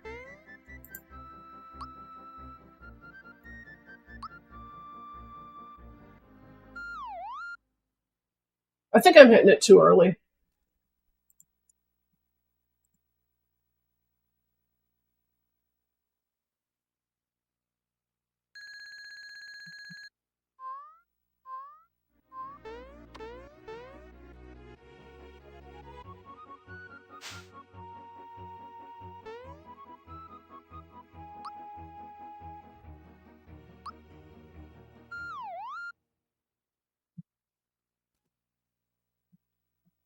The dreams that they do here are so cute. It's the floating bed. It's just my favorite one. So much detail into the most inconsequential things in this game. The developers for this game, like, you can just tell they really, really, really enjoyed making this, and they've said as much in interviews.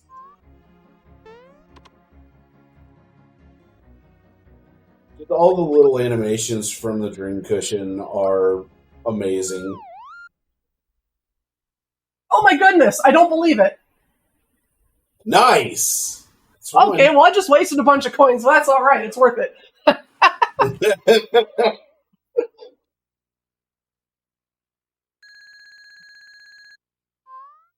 This is amazing, this little cutscene here.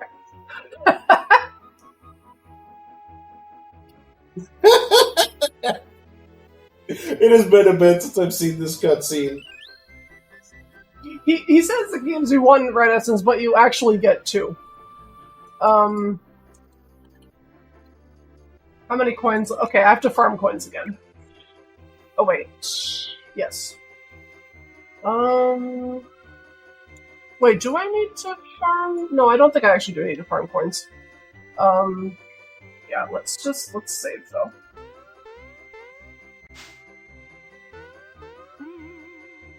Yeah, I would absolutely save here.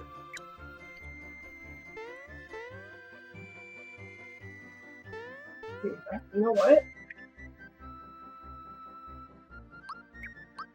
No, I do need to. I do need to farm some coins.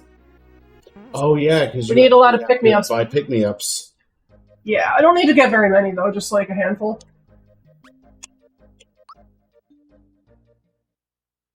Just enough to make it through. Yep.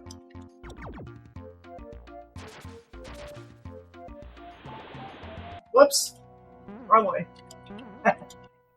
With that star chest that I didn't get because this is low level. Okay.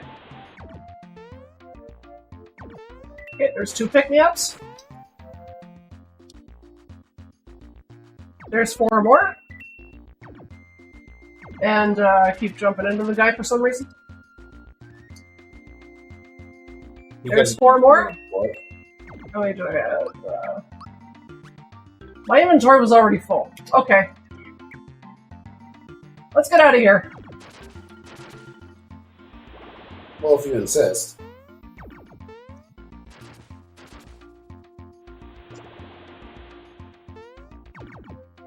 Oh, well, at least I got a little coin buffer now.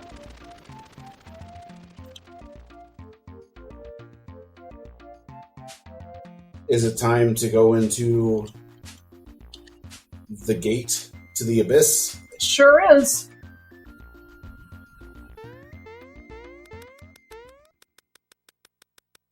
Oh, but because I'm not going to the Nimbus shop to buy pick-me-ups, I have to do one menu here. Get my equips in order. Okay. Bowser. He's just gonna get the Jackie belt again, as he's called in Japan. Okay, we're actually gonna go to the factory now. But not before I save again, for some reason. Because I just did equips.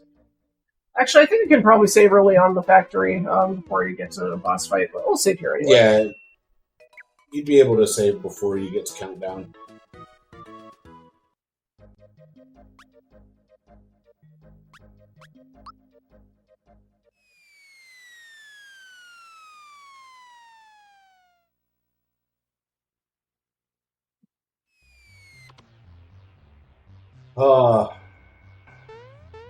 Back home in... Oh yeah, there is a save right there. Let's do this for good measure. Gotta jump on every save box I see. Back home in the factory. Oh my goodness, okay. Get out of here! See ya! Best Oh item my in gosh. the game. Oh Truly. no!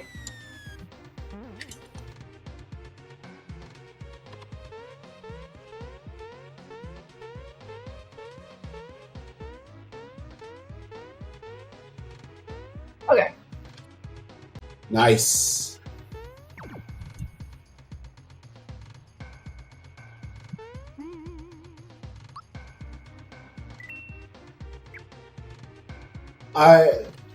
I've always loved the factory. Especially after I got here as a kid, I was like, okay, this area is so cool. And then you jump down the spring and come up to this guy, and then get hit by fear roulette and your party's wiped. And you're just like, oh, that's what I'm getting into.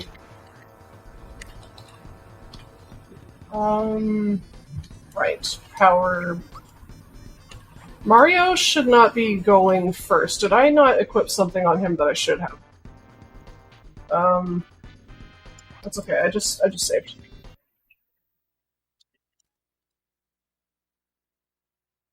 Oh, he's supposed to have the amulet. I was about to say. I don't know when he was supposed to get that, because that might be something that I missed in my notes, but it seems unlikely. Mario, you're getting Honestly, that's a really easy one to do. You make a change and then you forget to put it in the notes. So, yeah. like, Yeah, it's at the 3 years later, I didn't even read it. it's at the start of the Abyss portion of the notes. So, Oh yes, it is. I misunderstood what I was saying in 2022. There, I did see that. I'm Yep. like, oh yeah, I'm not doing that strat. It's like, no, actually, I am doing that strat.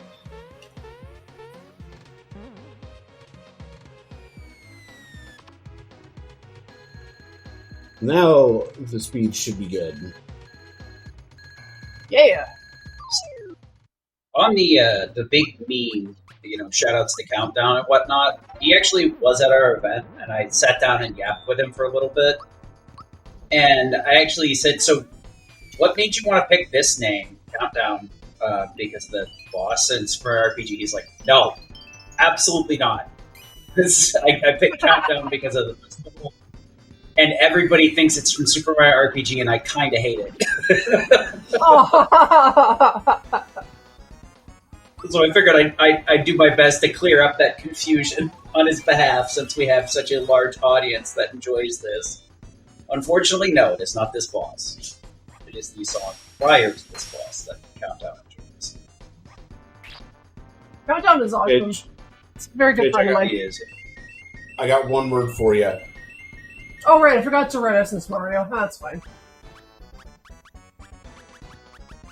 My one word for you, Paige, is freebie. Because I saw that rock candy freebie. I'm gonna use that. I want to save the RC freebie.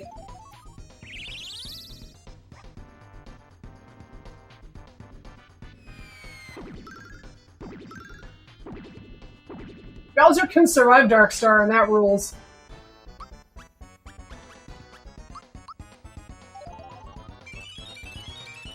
Bowser surviving Dark Star is just... that's mind-boggling. Yeah, you'd love to see that in the final boss fight. That's true. I'm a little nervous about that, by the way. You'll be good. Yeah, I'll be fine. It's genuinely, I think, the hardest fight in like any SMRPG speedrun. The Smithy fight in low level, and y'all will see why when we get there.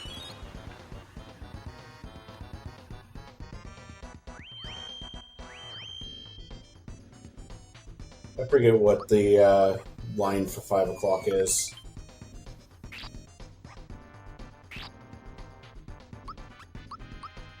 Okay, used 4. Nice freebie! Nice! It's 6 o'clock, time to fully recover. Oh no, I'm having chaos flashbacks. Oh, please don't this do is annoying. Scourge. I worked so hard.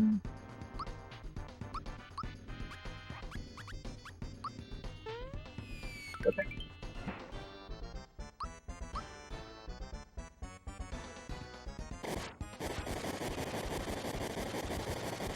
I think 7 o'clock is time for gardening. I think so. This is one of those bosses that I used to remember a lot of the text for. There we go. I'm gonna go back and restock on the pick-me-ups, because, the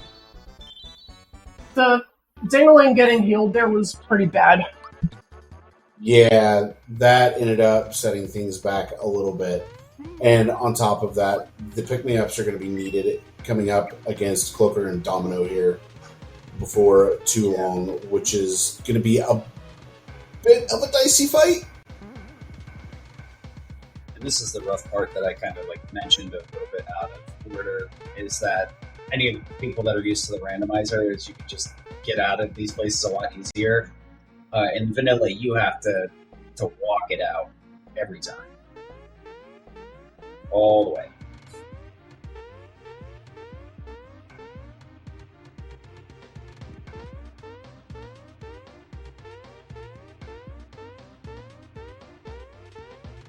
And it takes a bit of time to walk out of the factory itself, especially when you're this deep into it. Yeah, that's the only the nice side of having the inventory set up the way it is you can kind of gear towards power items. This is one of the things where I love Undertale and Deltarune, where they have access to a chest as soon as you have it. You're at a save point, so you can put your overflow items in there.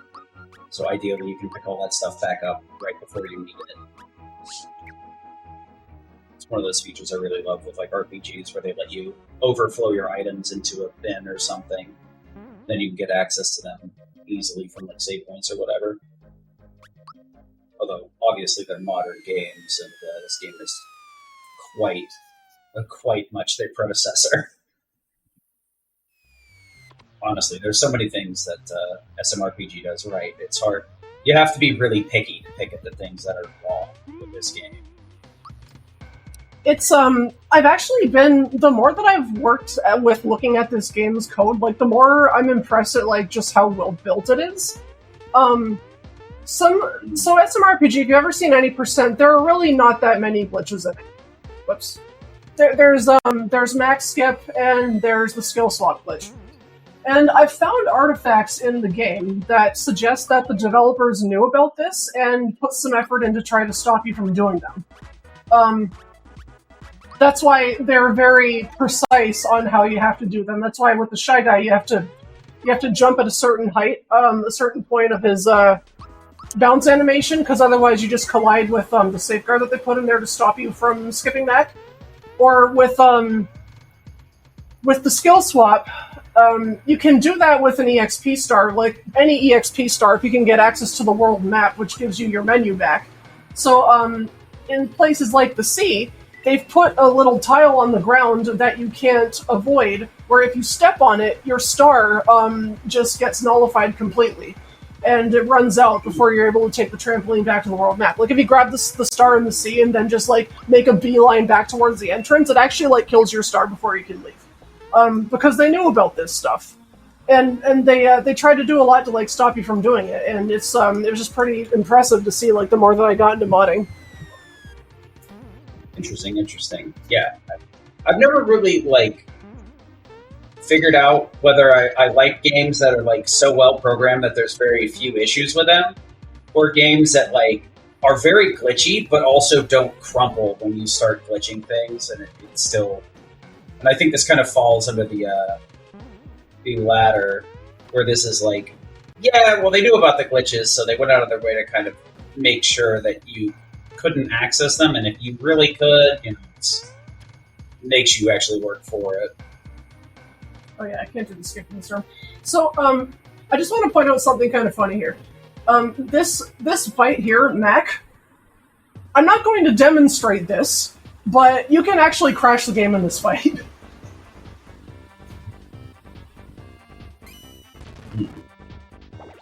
I didn't actually mean to get into an encounter with him. That's alright, we'll get a mushroom chest. If you use Lamb's Lore, that's fine, I'm not doing 80%, I can't do this. If you use Lamb's Lore and make all of his sidekicks disappear, he'll still jump, thinking that they're still on the field, and then you can't attack him. And but you can still target nothing on the field. So you just go and attack nothing, and then the game starts misbehaving, and then you just can't do anything after that point. I see. I do appreciate how the item name is displayed a certain way, so that it actually cuts off the fog effect that they've used. Yeah. To kind of. Oh my gosh! I'm having butterfingers today. I mean, to be honest, I think this is most people's experience in this area. Just keep jumping off. Do I want to? No, I don't think I actually need that. I was looking for healing Mario, but that's not the chest I need, actually. The one that I need is in this next room.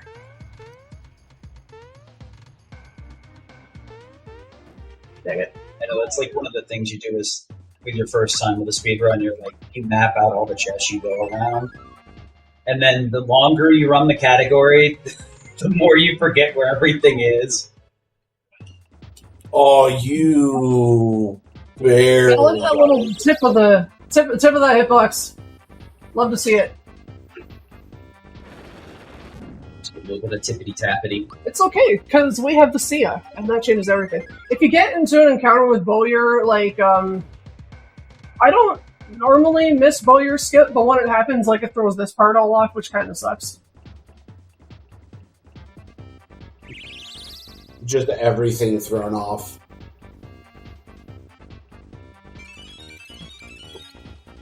It's 1:42 and Sean's not awake yet.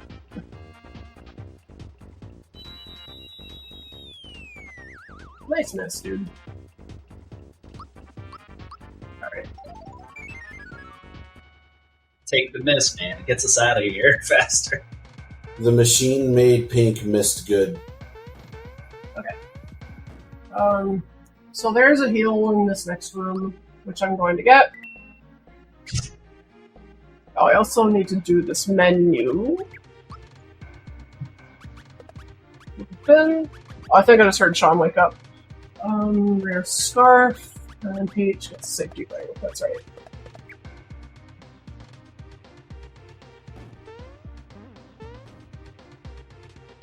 That's what I want. Art of March. Heck yeah. So, this machine made Yurevich has to be fought.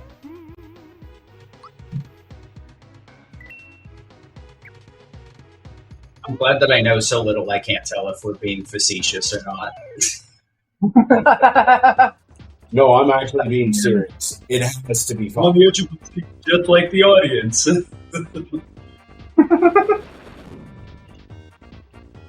So this one is kind of cool, because you can get through with no EXP, and you don't actually have to do any gambling here. When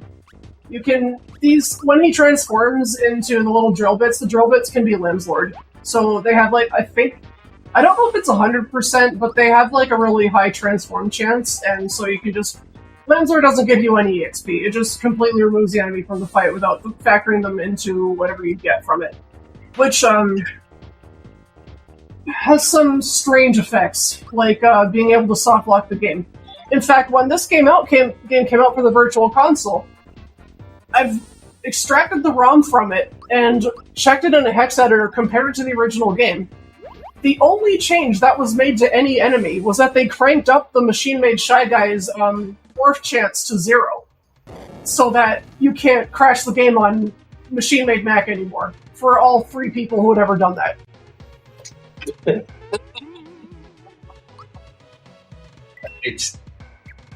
I'm glad somebody's out there looking out for the casual, because Sonny has got me a scramble, and I've managed to crash it 3 different times.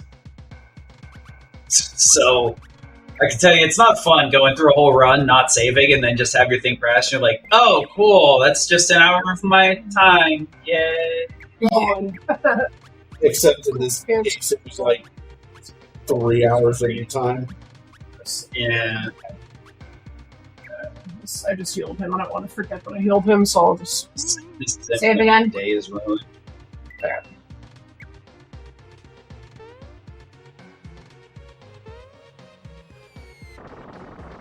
Do not revive anyone in this phase.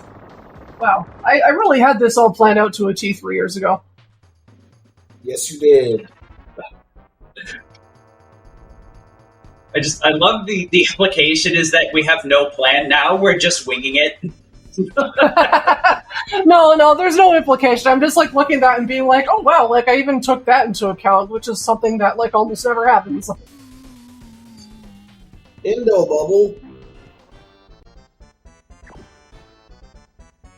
Ball. Okay, rock candy is between unfeared characters.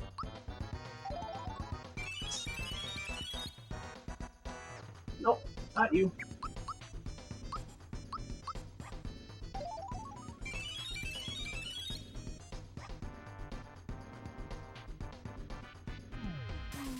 I don't think he can be feared. He's got a lady show on. More endo bubbles.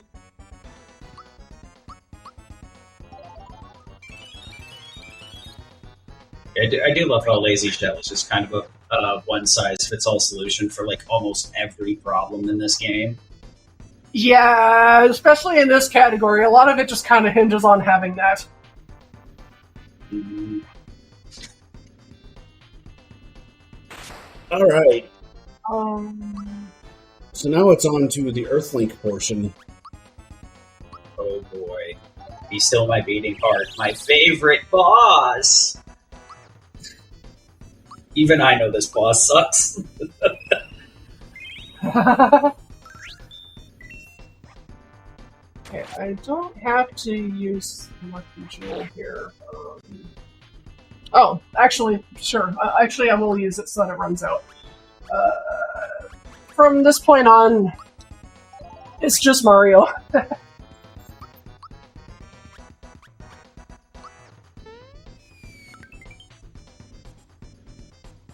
Just himself. Also, I love how it's 369 damage that you deal. Yeah! 369, the most strength Y in the Monkey Chew Tobacco and Streetcar line.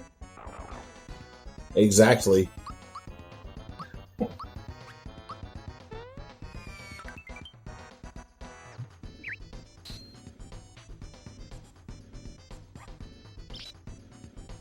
Oh, his red essence ran out, so let's use the other one.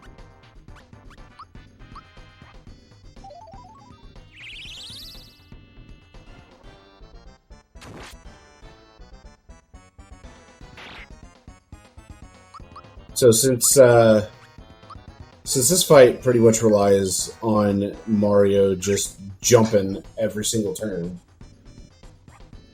it's really not that bad because you just have to get through all of the HP that Earthlink has, and Earthlink's got quite a bit.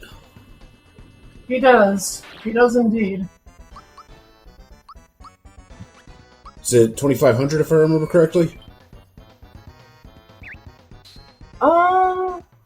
Yeah, it is 2,500. Okay, I'm out of red essence. That's okay. That's what that routing is for. Cool. Sure, why not? Let's do it. Doesn't matter. That's an interesting artifact. Yeah, there's a lot going on in that screen. Okay, Mario. Before you get feather. too much farther on, could I ask you to take a quick look at your Game Boy and see what it's doing? Oh, its power cable is a bit loose, so that's what happened. It's not normally this finicky, so I'm not sure what's going on. Okay, well that looked like it staying for a moment. Super. Letting. So you have a Game Boy camera in a Super Game Boy and a SNES setup. Yep. Which It goes to a. It's on a secondary capture card. So I have a GV USB 2 specifically for that. Bowser gets the work pants, and Tripopin and Peach gets the Jace belt again. Yeah. So the Game Boy camera. I use the GV USB 2 for it, like I was saying. And one time, a couple years ago, I remember like announcing to my Discord and to Twitter and everything. Huge upgrade in stream quality equipment coming today, and it was that I had swapped the RCA cables for S-Video on the Game Boy. That's awesome. On the GV USB 2. Huge quality upgrade!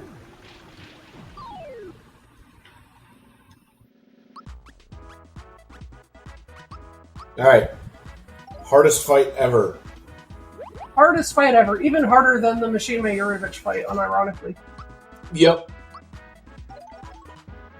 Go, Lambler.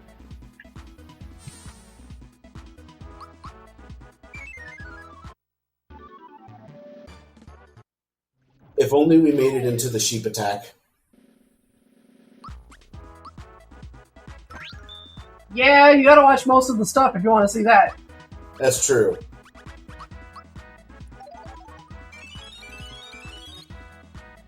So we are nearing the end. We are at the inner factory itself.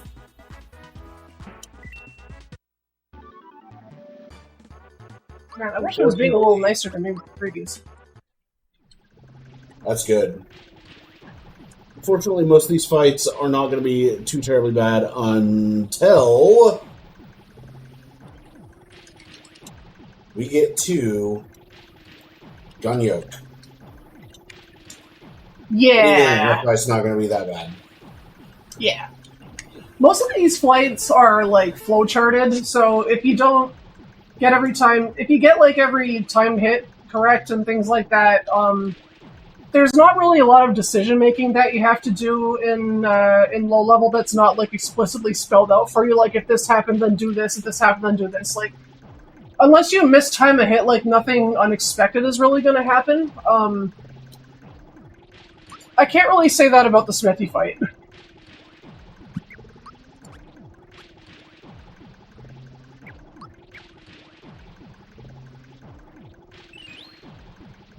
Yeah, with there being so many different possibilities to memorize for Gunyoke in any percent, just because of the freebie luck that you may have, that in and of itself is just one thing. But with low level, not going to be anywhere near as bad.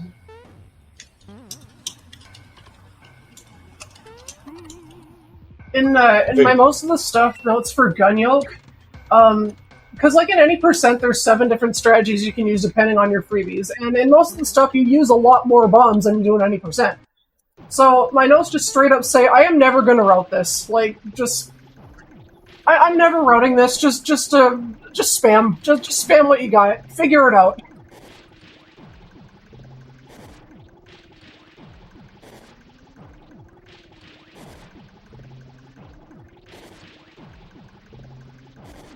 Alright. Manager time, a whole 800 HP.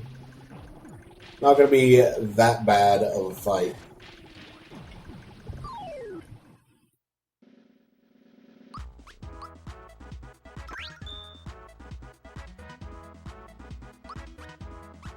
I still absolutely love the factory as a whole.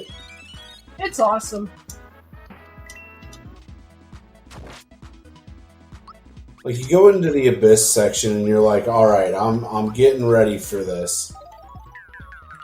And then you jump into the back end of the factory itself and you're like, this is everything I could have asked for. And then some.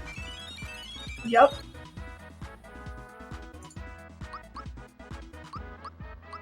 But he's asleep, which, like most RPGs, means he will wake up if he gets attacked by a spell. Okay, maybe not most RPGs, but a lot of RPGs. And we put him to sleep so that he doesn't A, bomb you, or B, summon more hammers.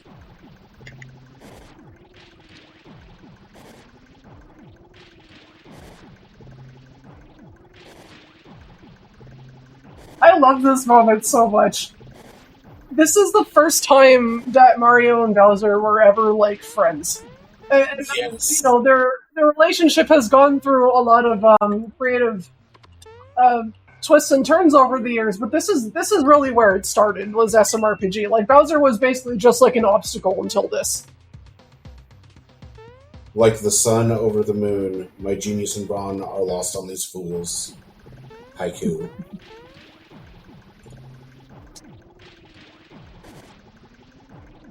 Oh, I gotta swap accessories, like that. Okay.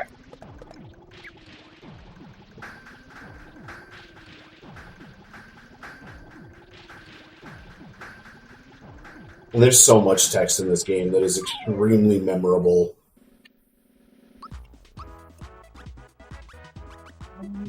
Yes, start from zero. 11, perfect.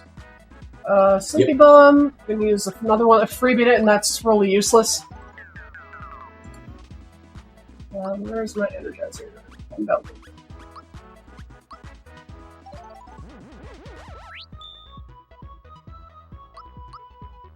I really love just how the fights come together.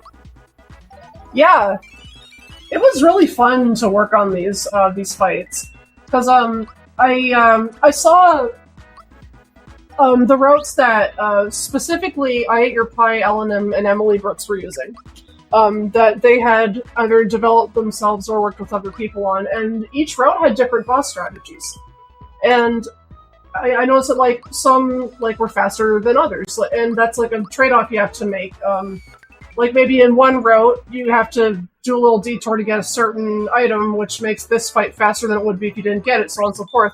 So I tried to take like all the fastest strats and put them together in one route, and then work out all the math in between, and just figure out how it was gonna happen. And it was really fun to just like go through and see, okay, what can go wrong here? What are things that I have to worry about here? Because I was designing this for people that like don't speedrun low level, but also people that do speedrun low level. It's supposed to be like if we're doing like a yearly low level party and you want to join, then this will like you can read this and get through basically. Like it teaches you how to block every attack that you have to block and that kind of stuff. So I was like playing through the route myself and making a note like, if I freebie this, should I save it or should I sell it? Like, what are the trade-offs of keeping it for selling it if I want other stuff in my inventory? It was a really fun exercise. Like routing speedruns is it's really fun. It really is. All right. I mentioned this guy earlier, Gunyoke. Yeah, this fight's actually a breeze.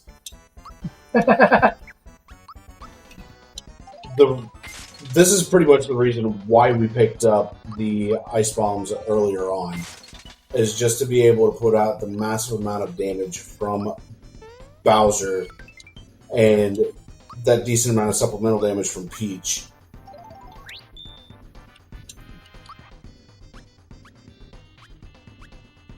Oh, there it is.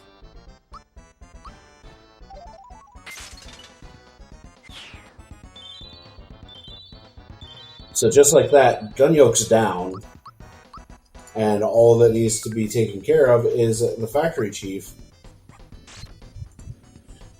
Oof, we're almost done already? What? Yeah! And just like that, factory chief is down. Nice. So there's two different there are two different ways you can do that fight. One depends on if you freebie your first ice bomb or subsequent ice bombs if you want to be cheeky. And I did that one. If there's like a safe way to go through if you don't freebie your first ice bomb, that's like a little slower. But if you do freebie one, then that fight is just like extremely fast and impossible to mess up if you don't mess up any time jumps. Okay, so now, unfortunately, I gotta backtrack all the way out of the factory because we need to restock on rock candies. Well, luckily it's a happy coincidence that it lets us set up a save for Mr. Krulix. Yeah! Because, of course, I mispronounce it, and then Sonny immediately starts bullying me about it. And then it's just, no, this is my life. I love it. I love it here. No, it's totally in my head canon now, actually. Man, dyslexia and ADHD really really a struggle.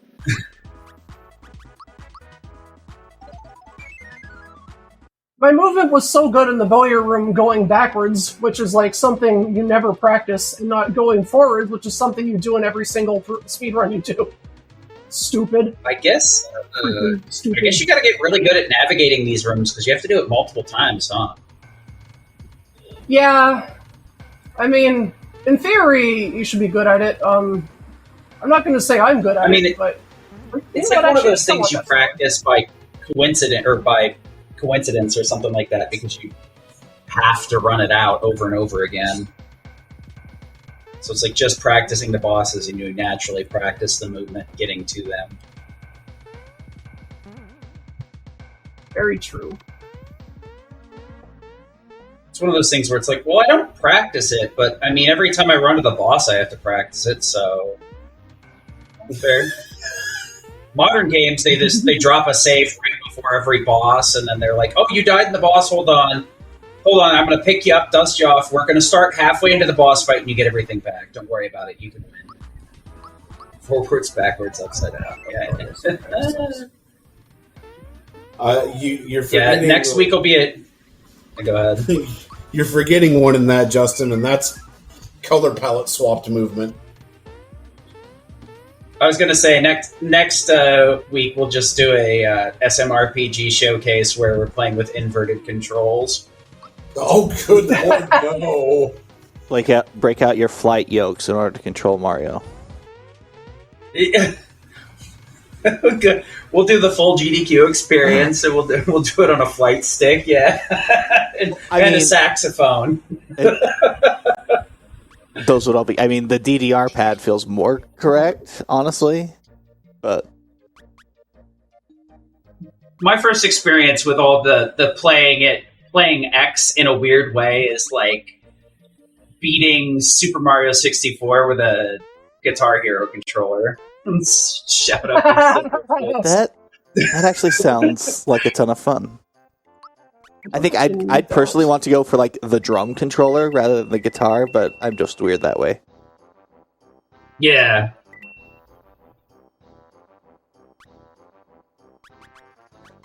Yeah, it just has it 100 super jumps on a DDR pad. Absolutely.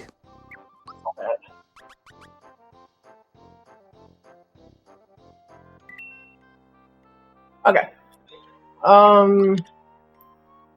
Whip. Latency shell. Bowser accessory. Bowser gets safety ring. Peach is going to put her royal dress back on and get the Jinx belt back. Who's there? Okay. Sorry, you broke up just a little bit on the stream. What was the name of that dress? Well, in Japanese, it's princess dress. Normally, it's called royal dress. Royal, okay. In English. I heard oiled dress, and I was very confused. Oh.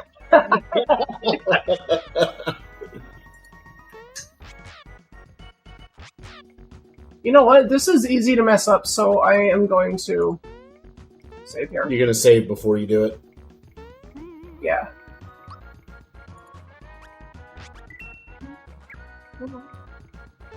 Oh, yeah, because... Now, I believe I freebied the red essence on Bunt when we were playing last time? Yes, you did. Okay. So I need to do an extra step here.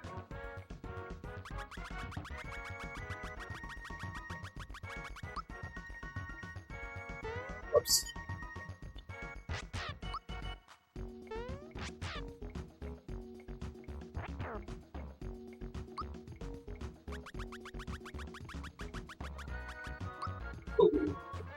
Hey, hey. Thank you for the raid. So, lots and lots and lots of red essences. Only the reddest of ensigns. Sweet. So I'm manipulating his counter here, because once he gets to 50, he'll always give you a frog coin no matter what you give him, and that resets his counter so that you can start getting red essences again. You only get a red essence if you feed him 20 at a time.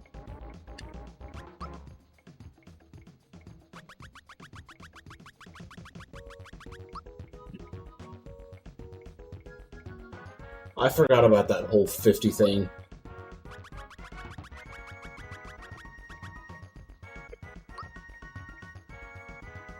And does it have to be exactly 50 or more than 50 will trigger that?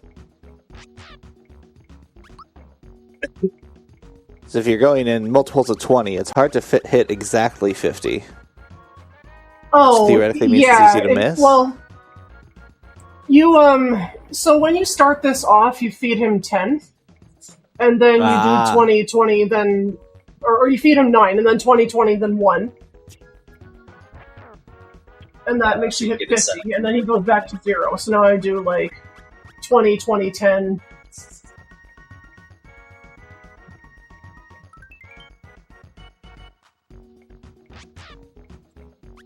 So he's giving us red essences by ejecting eggs. Yep. His colon is unkillable? Is that what I'm to learn from this? Yep. They can't all be zingers. You gotta tell a bad joke every now and again. Hey, don't be stepping on my shtick.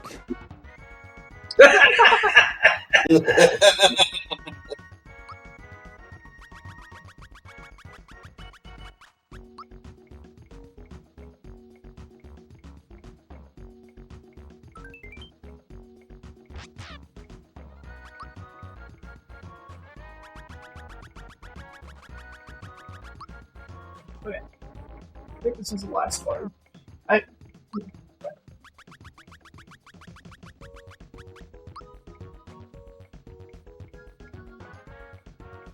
Cool.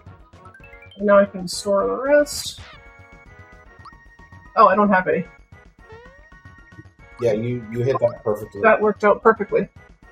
Okay, Seaside Town. That was beautifully done.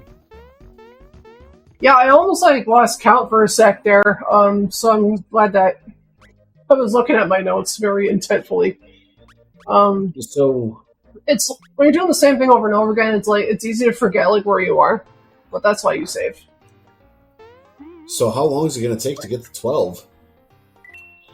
Let's find out. Let me just look at my. I have too many red essences. That's a good problem to have. That's a really good problem to have. I'm just sitting here like... I don't see the issue. Yeah.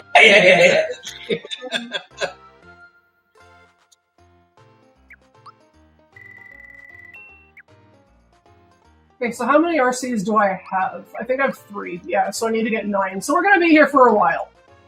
Unfortunately. So, how you guys doing? Oh, well, as soon as I say that, I get a rock candy. Cool.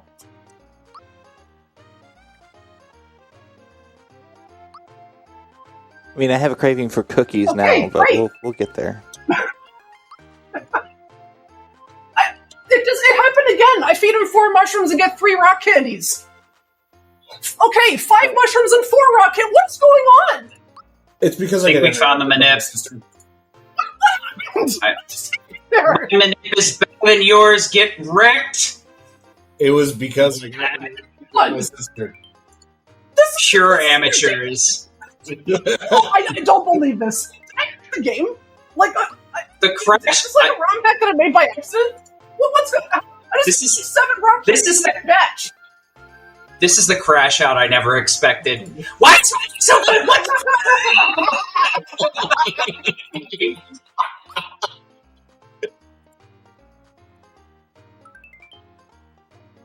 Hey, you were bound for a good rock candy grind at some point. Oh, yeah. It's kind of like the inverse of most of the luck that we have on this show, if we're being honest. So we'll take it. Yeah. I mean, I guess if you have enough of these shows, you're bound to have the pendulum swing the other way, where luck is actually good.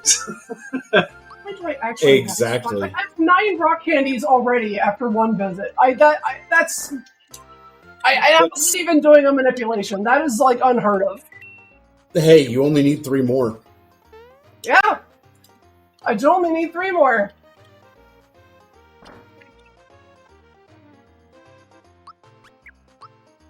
Gonna make me...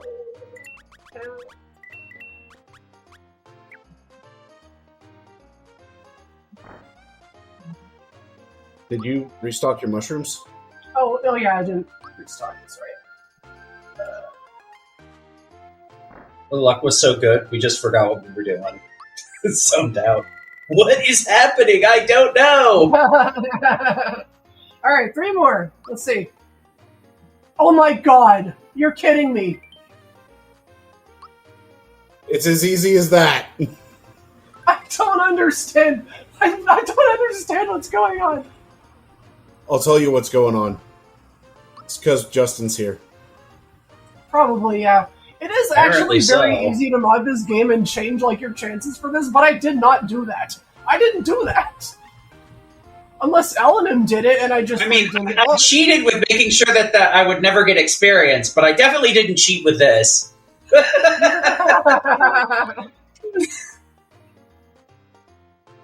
mean, disabling the level is one thing, but, like, this luck is absurdly good.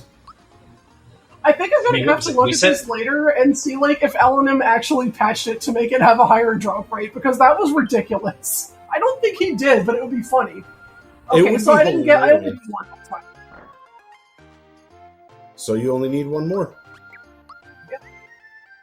Wait, do I? Zim zim zalabim, I guess. No, I need 2 more. I need 12. Oh yeah, I'm you actually need a little worried about that extra red essence. I'm not sure, like, how does that affect my rock candy stock? It shouldn't. I mean, with this luck, we can just get all rock candies. We don't have to think too much. Just keep going. It surely will get a full inventory. Justin, you get a Yeah, because you 2.4 go and I to would Smithy with a full inventory.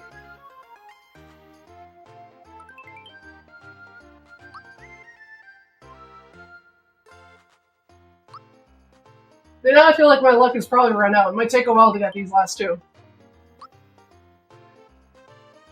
When it happens, you'll get like 5 in a row anyway.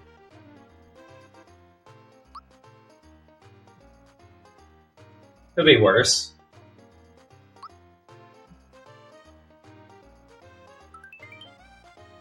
Whoa. I can't wait for there to be like a massive drought, and then everybody's like, it's the commentator's fault! They shouldn't have said anything! Yup. Well, at least that'll be proof that Elenin did not mod this drop rate. Yeah. Turns out it was don't the other think way he did. around. Yeah. Changed it to a 0.6 instead of a 6%, and you just like somehow kept hitting it. Wait, maybe I'm supposed to keep the syrups. No, I'm not, actually. I was about to say, like... I think I tried that, and it didn't really make sense.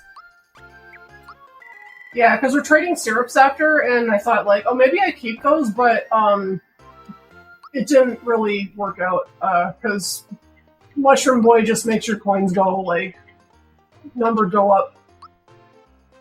Number He's go super up obnoxious. exponentially.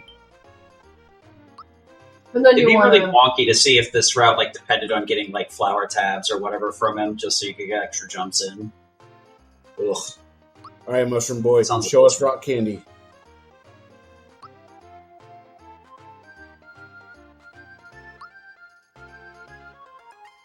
I'd love to get hype, but I don't know what any of this means, and it's going too fast even if I did.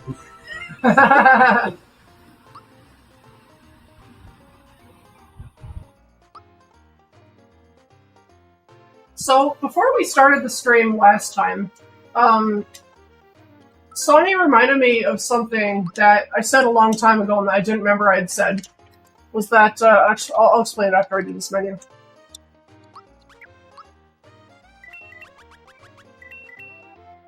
I'm trying to remember. Well, I guess that was good timing.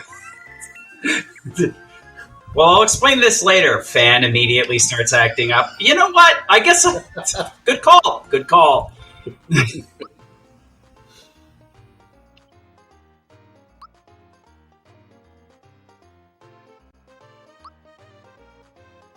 Just gonna sit here and groove to the music. I know, right? Hey, gotta enjoy the waves of Rippletown.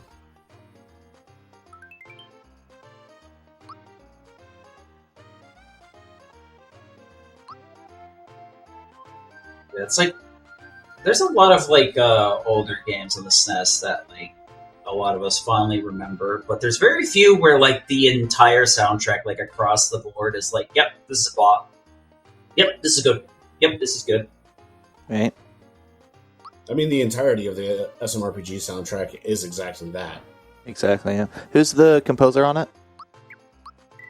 Oh, crap. Yoko Shimomura. Thank you, Pidge. I can never remember the last name.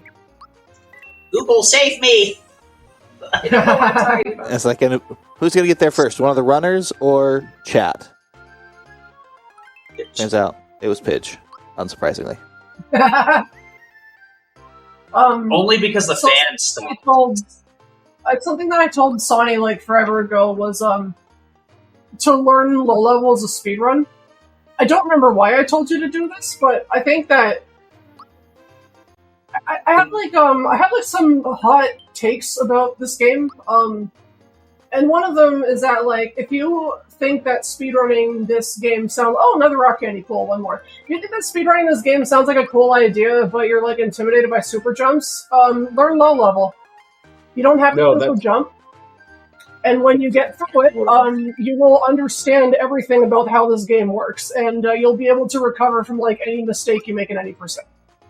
And that was exactly what it was, because at the point in time that I was learning this game, I didn't know how to do 100 super jumps because I never had actually gotten where the window was to make your input to continue your jump chain. So your suggestion to me was, just pick up low level. And so that's where I started learning low level, learned the rock candy manipulation on Knife Guy Great Guy, and then everything fell into place from there.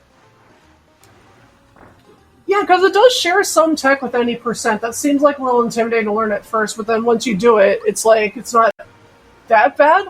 Like, if you can look past the fact that having to redo the boss fights a million times is a huge meme, and it's hilarious, and it's why people play this when they feel like just suffering for a day together. The speedrun, like, the routing for low level is actually very interesting, and it's so, like, exact how, like, your inventory works in this game, and there's, like, a lot of decisions you have to make based on certain things, and you learn more about what those decisions are as they're laid out to you. And then that it's kind of like a primer for when you want to get into, like, a speedrun that actually has more difficult tech in it. Yeah, and, like, going from learning low level to learning any percent and actually getting those differences down, especially after doing the practice with low level, it made it so much easier.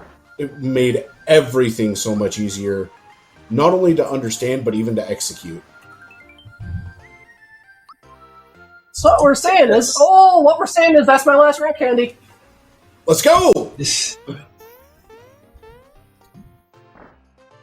I mean, I think that's a thing for like pretty much any run that you do low percent.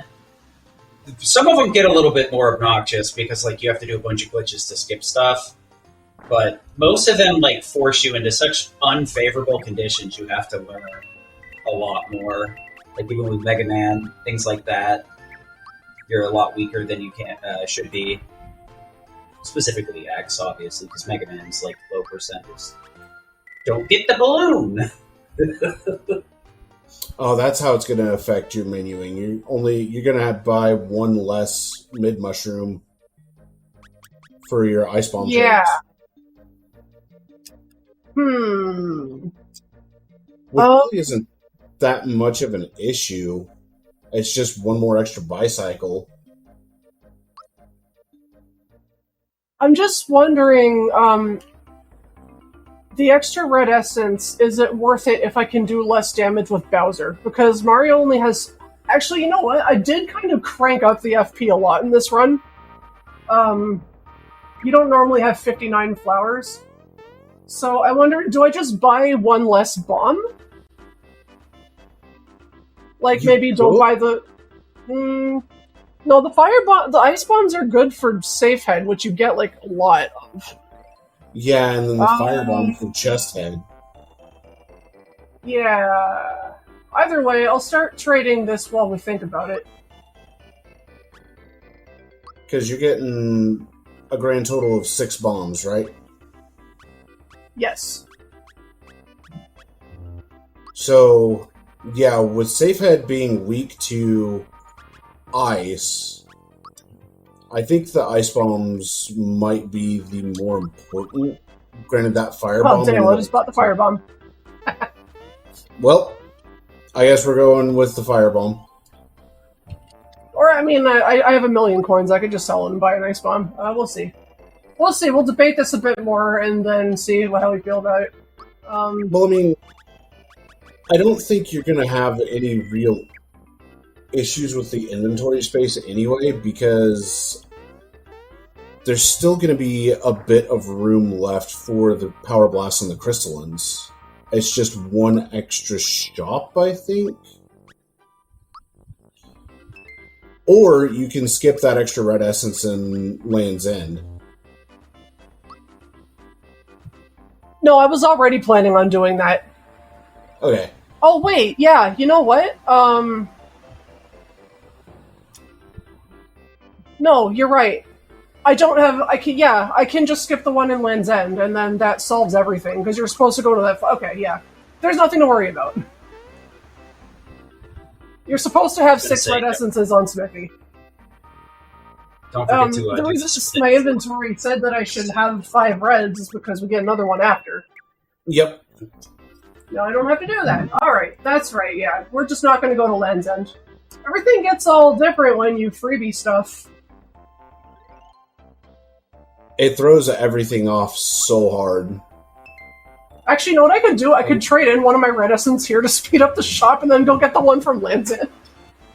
That would be a thing. I'm down.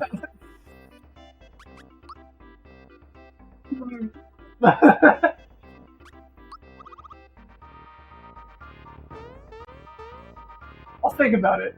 I was about to say, we got to think about this for a second. We're coming up with illegal strats on the stream tonight. Highly illegal gaming. The guest SSID in my apartment is called illegal gaming, but gaming is spelled with an E. I love it.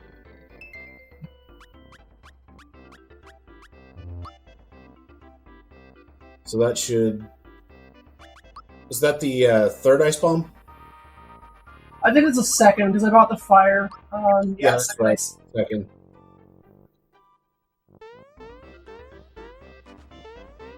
So it's interesting how many of these shops are... You accrue this currency in the game, the coins, but you need to go spend that currency on a different currency to go to this other shop to change to the second currency into the thing you actually need. It's like, I would love to just spend coins on these bombs, but instead I have to go get this other item that I can then bring to this person to change for points that I can then turn into bombs. It's a lot. It's just a few steps removed. It seems a tad silly, but here we are.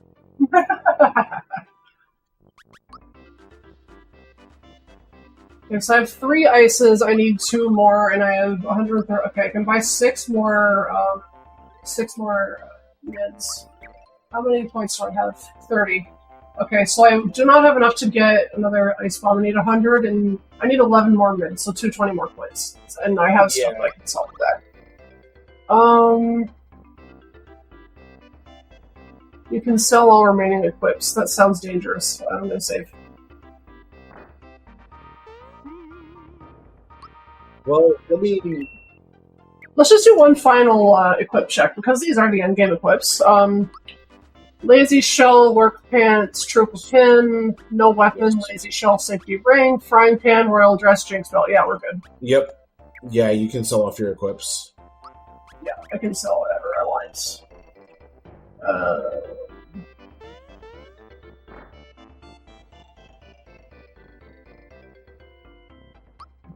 I can sell the Ultra Hammer. I don't remember what that is. What weapon is that? I forget. Oh, that's the Slot Glove. Actually. Punch Glove, I thought. Oh, wait. It was for Peach. Okay. Okay.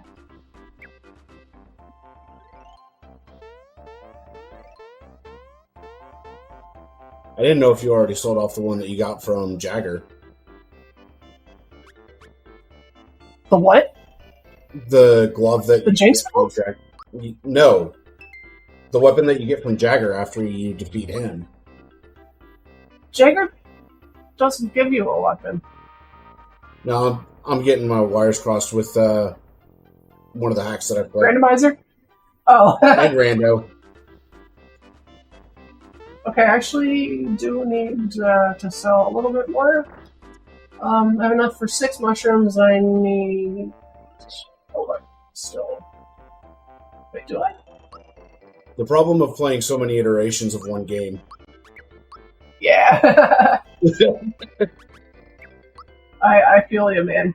Okay, what can I get for 100 points? I don't know if I want to... Selling stuff feels like dangerous, but no, it's not.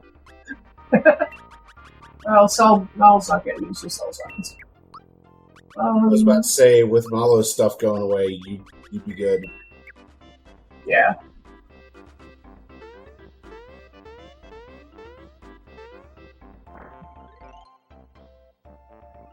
Okay. I decided not to sell the red essence. That feels like... I know it's safe, it just feels unsafe. I was about to say... Like, selling a red essence always feels unsafe. That's a check. There are times in this run when you might have to sell a rock candy, which is cursed, but I could not find another way out of that scenario.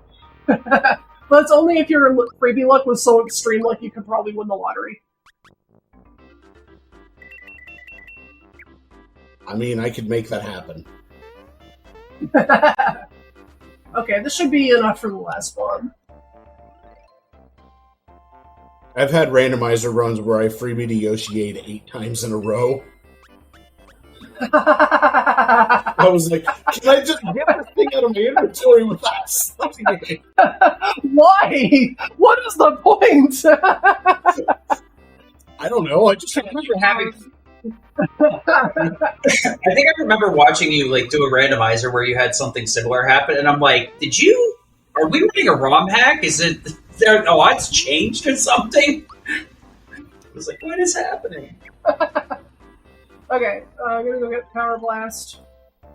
Yep, Power Blast and Crystallines. 2 flower basts. Get a couple flower basts. Brain work Mooker better. Yep, and then the 1 crystalline, and that's pretty much it, unless you want to grab the extra red essence. 6 red essences, 1 fire bomb, 5 ice bombs, the Sia, 12 rock candies, 3, 4, 5, 6, 7, 8, 9, 10, 11, 12. 1 crystalline, 2 power blasts. Yeah, we're good. Yep. And then from Toad, I buy 2 items. Alright, we're going back to the factory. Are you going to make your save at Monster Time? Yeah. I'm gonna make it in factory. Oh, like... Oh, wait, yeah, because I have to... You're right, I'll do it. I'll make it the same in Monster Town. For QX. Huh? That's right. Theoretically, I could fight him now if you want, and just, like, reset. I mean, I whichever like it as a post game, works but better you know, for whatever you like better. Yeah. I think mean, it works better as post game. We don't have to hit the donation in 10 minutes. Yeah, I thought about doing it now so that it comes before the 10-minute credits. Oh, I mean, yeah, I guess we could. Well, we can decide, because I made a save there. And at the same time, you'll make a save anyway in the factory. Also, you're only going to have one inventory slot. Just pull up a YouTube video. You'll do Prolix. We'll play the YouTube video on the side to see which gets the first. I forgot that we sell the Sia here at the very end. Yeah, it's just you can sell it earlier, but it's just for safety in case you can't get any more stuff here. Well, I'm glad that Mushroom Boy was nice today. No kidding there.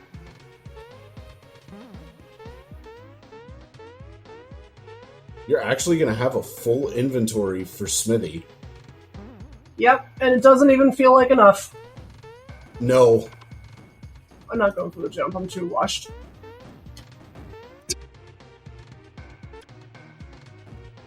Don't crash my game, Mac, please. You can't crash my game, I sold the land for. Ah. I always forget how to do this part. That's okay. This is why you keep the Sia, in case you forgot how to move through the factory and you run into stuff. I just forget how to move in general sometimes. Yeah, me too. Oh my gosh, really? I was trying to be sneaky and get around the blue there, but it didn't work out. You're wrecked. You were trying to be sneaky. I was trying to be sneaky and it didn't work out for me. Oh well. So, for like a filthy casual, how much time do you like lose every time getting into a fight, even with the Sia? I don't know. I haven't timed it. That was almost a good inner factory. It was almost good. I guess it varies depending on if the enemy gets to go first or not, too. Yeah, there's a little bit of variance to it.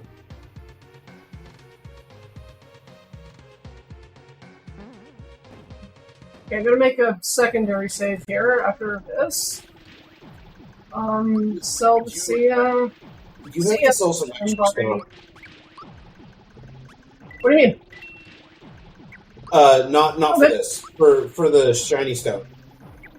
Oh, right, yeah, that's whatever. We can do that. I forgot all about that. I was thinking about that while you were going through here, and then it finally clicked, and I was like, wait, but extra stuff has to be sold in order to get the shiny stone in order to access QX. Yeah. Well, I have the space in my inventory for it, so I just gotta sell some more equips. Yeah, exactly. Okay. This is, there is a chance I don't survive this fight, because Smithy in low level is extremely difficult. If any of you want to read my PhD thesis on the Smithy fight, you can find it in, somewhere on the wiki. Actually, I'm on the page. I mean, I'm on the page with everything in your route.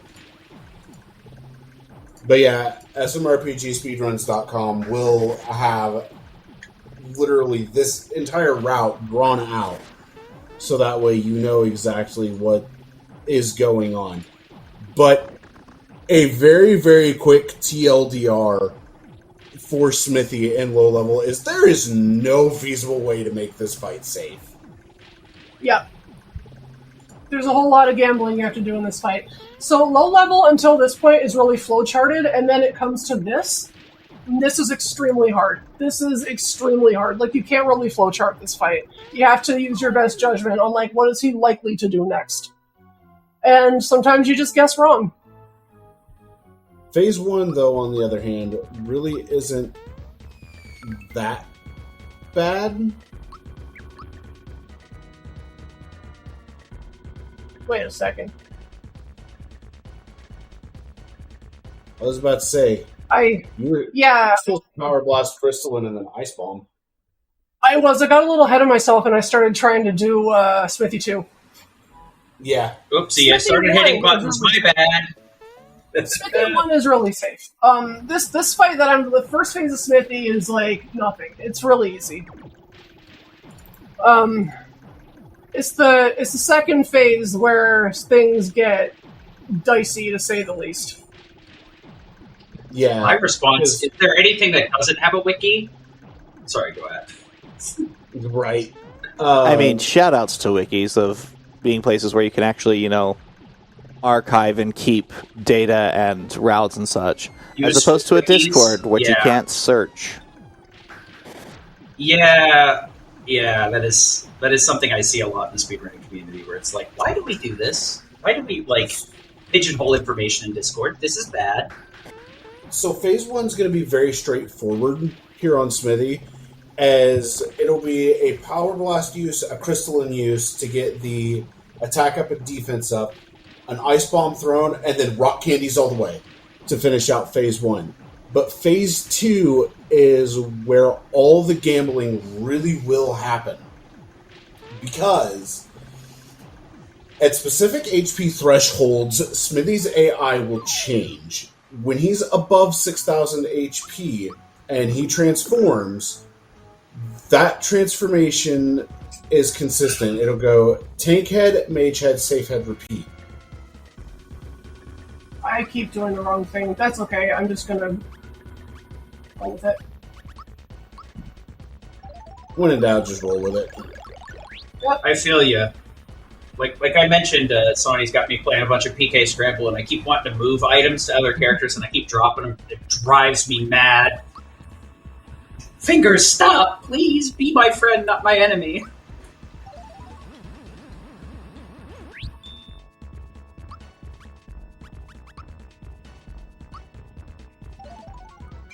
So can you status change a dead character, or does it not happen that way? It doesn't happen. They lose their status as soon as they get KO'd. Because I know there's some games where it keeps through death, or in weird circumstances you can interact with a dead character. So the confirmation. Yeah, with Phase 2,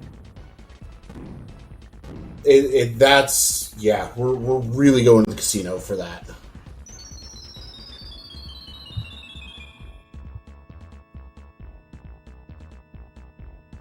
Unfortunately, with Bowser having the lazy shell, he's just going to take one.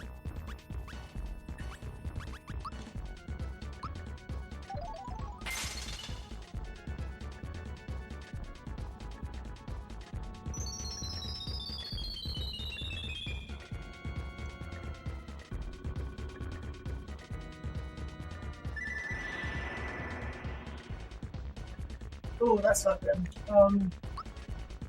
That's okay. He doesn't use that every turn. No, he doesn't.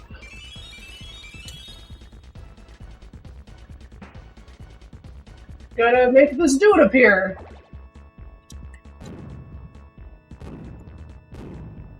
I think you should be okay. Yeah, Sledge doesn't hurt. Sledge. Yeah, Sledge will only do one. And I think one more rock candy from here and you end Phase 1. Sword Rain will only do one. Yeah. Just so long as we don't see another Meteor Swarm. Nah, that's it. I don't think I think I'm still alive, though. Yeah. Yeah, you are. Barely, but you are.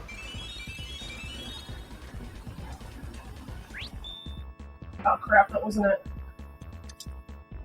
Sledge. Mega Dragon has one. Oh, no, it is Mega Dragon. That's right. He's past the Sledge, though. Okay, there we go. Perfect. Yeah, that fight is relatively safe. Okay, time to start reviewing my notes again. Okay. Because this fight is...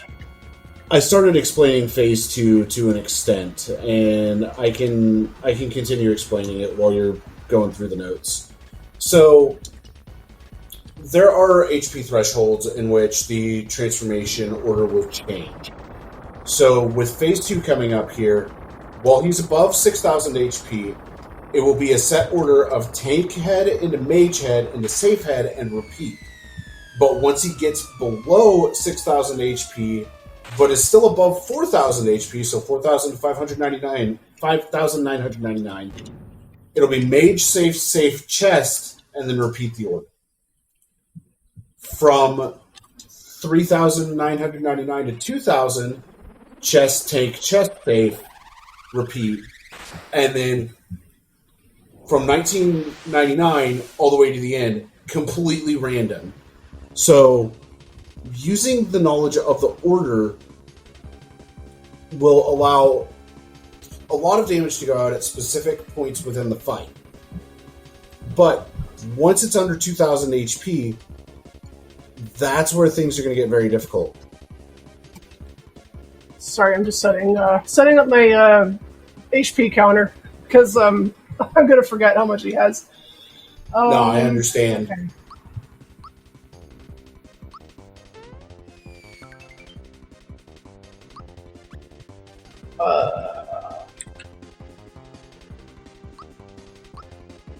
That is safe to use right now.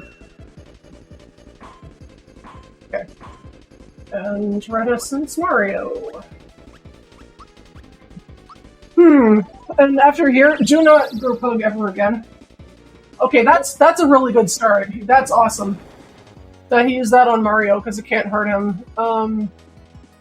So Tank Head. the reason you don't want to group hug from here is because it will remove the red essence, as group hug actually gets rid of all status ailments, and the red essence buff is considered to be a status ailment for who knows what. It's the highest status bit, so it overrides all others. Yep. Oh, I don't like that. Oh wait, Peach can heal him. She can heal him, that's fine. She's still alive.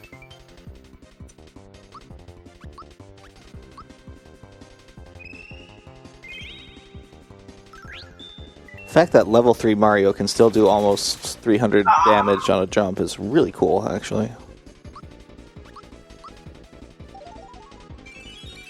Yeah, jump is interesting since it builds up over the course of the run. Where like super ultra jumps are purely skill based for having to hit the timing window over and over again. He might switch to Mage, but he hasn't yet, so... Yeah. Okay. He didn't switch. You have, what, the one pick-me-up remaining in your inventory? Yeah, you only get one for this fight.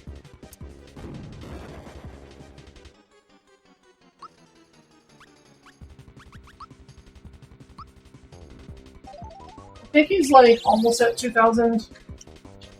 Oh crap, I didn't... Yeah, that's bad. So he can do a lot here that is awful for Bowser. He's got like a 33% chance of killing me, so I think I probably have to use the mushroom now. What do you think, Saudi? Should I do it? Or should I... Yeah. Time to backseat, baby! Let's get in there! I think it's going to be better to play this a little bit safer right now. Yeah, I think you're right. Because I haven't freebied a red essence or anything like that. Yeah, you haven't gotten a red essence freebie. You've gotten rock candy freebies, though. But at the same time... Like, oh wait, no, I was wrong. He has a 14% chance of killing me. Oh, rock candy him then. Yeah, I think I will do that. That's I'm willing to gamble that. If it's only 14% in this case, I would throw out the rock candy. Okay.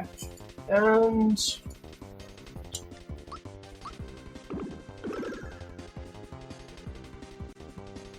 Okay, yeah. Okay, I gambled correctly. Yep. I would heal. This is absolutely... Because if he was dead, any other spell, I was okay. And the reason that you want to prevent Bowser from dying here is because he loses his crystalline defense boost if he does. So you want to keep him alive on his first before you pick me up as long as possible.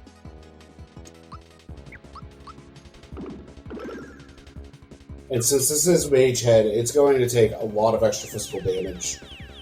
Nice spear rain.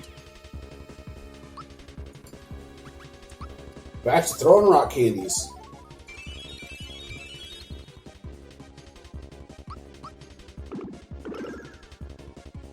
Love how a lazy shell kind of functions as basically a Timu Red Essence. Or something like that. Where's your damage counter at? I forgot. I think I'm at around 3,000 damage right now. That sounds about right. I love you too. Actually, yeah, no, that actually is about right, because you're on safe head. Yep. So you had to have pushed into that threshold. Oh no, Shredder. Yeah, that's unfortunate, but I'm gonna Power Blast Bowser again. He loses Crystalline now, so nothing matters with that decision making. Use a Power Blast again.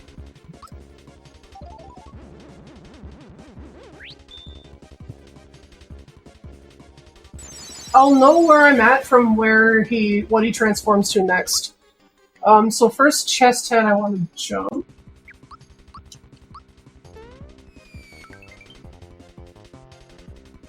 Because it'll do so much more damage. Okay, he's in phase 3, which is good. Yep.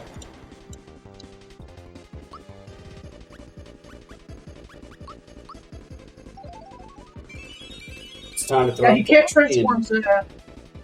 transform to tank head in phase 2, so that means we're in phase 3. Yep. Oh wait, I want to jump here. I was about to say, jump with Mario. Although I freebied a couple rock candies. But yeah, it's probably better to preserve them. Yeah, save them if Bowser needs to use them. Oh, I don't like that. Oh, I think Bowser's dead. And, that's two terrible things to happen at once. Yeah, I gotta do this. You can re-up your red essence. You're fine. Yeah, it's gonna retract my statement. It just happened. Oh, ain't no freaking way! We ain't never dying, boys. What? I might actually. If we get Mage Head again, I think I'm red essencing Bowser. Oh, I have the firebomb still. It's not going to do max damage. Alright, Justice. I'll be taking all of your luck today, thank you.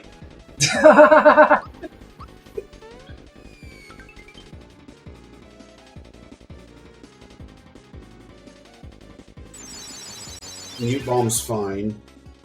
Oh, my eyes! My brain! I only have 2 rock candies left, so I should save my red essence for Mario, because Bowser is about to expend his use of this. Okay, I think this fight is actually safe now. I think. Unless I run out of MP somehow. Okay, yeah. You absolutely have the win here. Bowser can.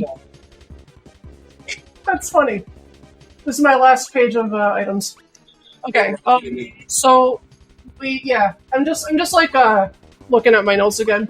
We are definitely in phase 4. I think we're in the home stretch. Yeah, this is absolutely the home stretch. From here, it's hard to predict because he transforms randomly. Now there's no pattern when he's in phase 4.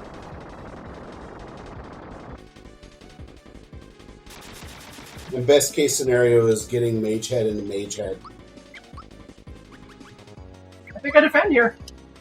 Ice Bomb isn't going to do nothing. Yeah, Ice Bomb ain't gonna do anything. I was about to say, why are you jumping?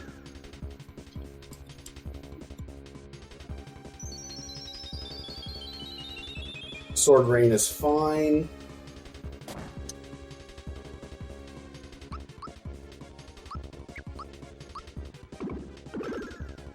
The variance on Lazy Shell is kind of wild. Yeah, it's a 240 damage variant. Safe head. You know what? I'm going to toss the ice. Yeah, just pop it. Nice. Ice it up, ice it out. Magnum. We have a bit of combat in the games I play, and we cry about 10%. Like, oh no, 10% damage. Meanwhile, here it's like straight 50%. You're like, yeah.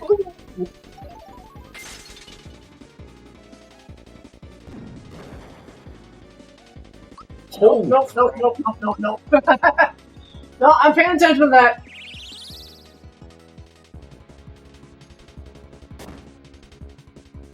We've been getting some real good luck. Yeah. First couple of mistakes. I love how the mistake at the start, you're like, yeah, I'll just write it out into, I accidentally RNG manipulated a bunch of red essences. Keep jumping. Yep, jump on this guy. Oh my god, we did it! Let's go! We did it! It's GG. done! It's done! That's not Then, time yet, though, right? No, we still have 10 minutes of credits. Yeah. Yeah, I guess so. Although I don't think we actually include credits in the time for low level. I think it's different because this one had no Japanese RTA like grandfathered runs. So I think last input on Chico might be it. I mean, we can write out the credits as long as you feel like and give everybody I would a chance love to. The credits of this game are so good. Like, if you ever have a chance to watch them, like, I will take it.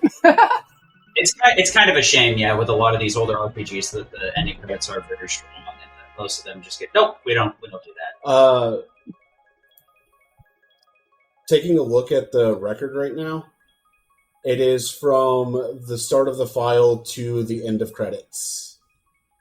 Oh, okay. Well, we'll do that then. So that fight went better than Smithy 2 normally goes. What made the difference in that fight was I actually didn't have to use my 6th red essence, so I didn't use the freebie either, I don't think. Or maybe I did. So I think that happened because Magehead did not get a lot of screen time.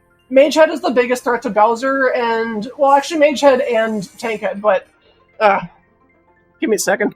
That's fine. Yeah, because we can survive one fanning. Mage has a bit that it can do that will just wipe Bowser's HP like it's nothing. And Tankhead, since you can't actually block the attacks that come out from Tankhead, and those actually do a significant amount of damage when you're working with a very low health pool to begin with, that can eat all of Bowser's HP very quickly.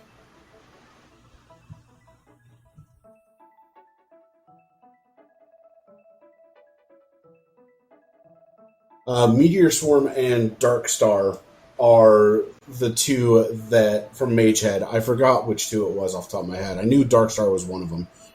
But those two, if they had shown up, those would have absolutely destroyed Bowser. I love how no matter like what. No, we didn't see Meteor Swarm or Dark Star at all. No, we only saw Meteor Swarm from Smithy 1, and that's because it's in the script for the fight. Yeah. So, for Bowser in particular, in the notes for low level, I've written out what the damage he can do to Bowser is and what % chance he has to use it. So Magehead can do 6 attacks. Arrow Rain does 4 damage if he's crystalline, 8 if he's not, 19% chance, so you got really good chance you're not going to get hit at all. Basically, a Spear Rain does 14 if he's crystalline, 28 otherwise, that's also 19% chance. Starts getting a little worse with Boulder, 20 or 40, 14%, Sword Rain, 24, 48, 19, and then, like Sonny said, Meteor Swarm, 34 damage or 68 damage, Dark Star, 64 or 128. Bowser has 80 HP to work with, and we have exactly 2 healing items. You go into this fight with 1 crystalline, and we can't, I don't think it's really a good idea to sacrifice more damage items, like for a crystalline, because then you might get to the end of the fight, and, you ran out of red essences, Mario's down, Bowser's alive, and you can't do anything. So it's because you only have 29 inventory slots, like, you really have to make a guess, like, what's he going to do next? He's chest head now, but how likely is he going to transform to tank head next turn? I'm in phase 3, or he might change to mage head right now. What's the chance he does like this really bad attack right away? So because we saw only the low damage spells, except I think we got Sword Rain once. We got Sword Rain. No, you did get Sword Rain once. You're right, yeah. And I think that was when Bowser was crystalline, so it did 24 damage, could be a lot worse. And with Bowser, you gotta keep him from being KO'd as long as possible, because once he gets KO'd, he loses that defense boost that we gave him in phase 1, because the attack and defense boost do carry over from phase to phase, as does your HP and everything else. And then once he loses that, he starts taking double damage from everything, and he doesn't have that much HP to work with. Something that I thought of that you can do if you freebie a Red Essence really early on is the first time you see Safehead, Red Essence Bowser, because Shredder doesn't go through Red Essence in the original game. I think it does in the remake, I don't think it does in this game. It does not in the SNES version, and I'm unsure on remake.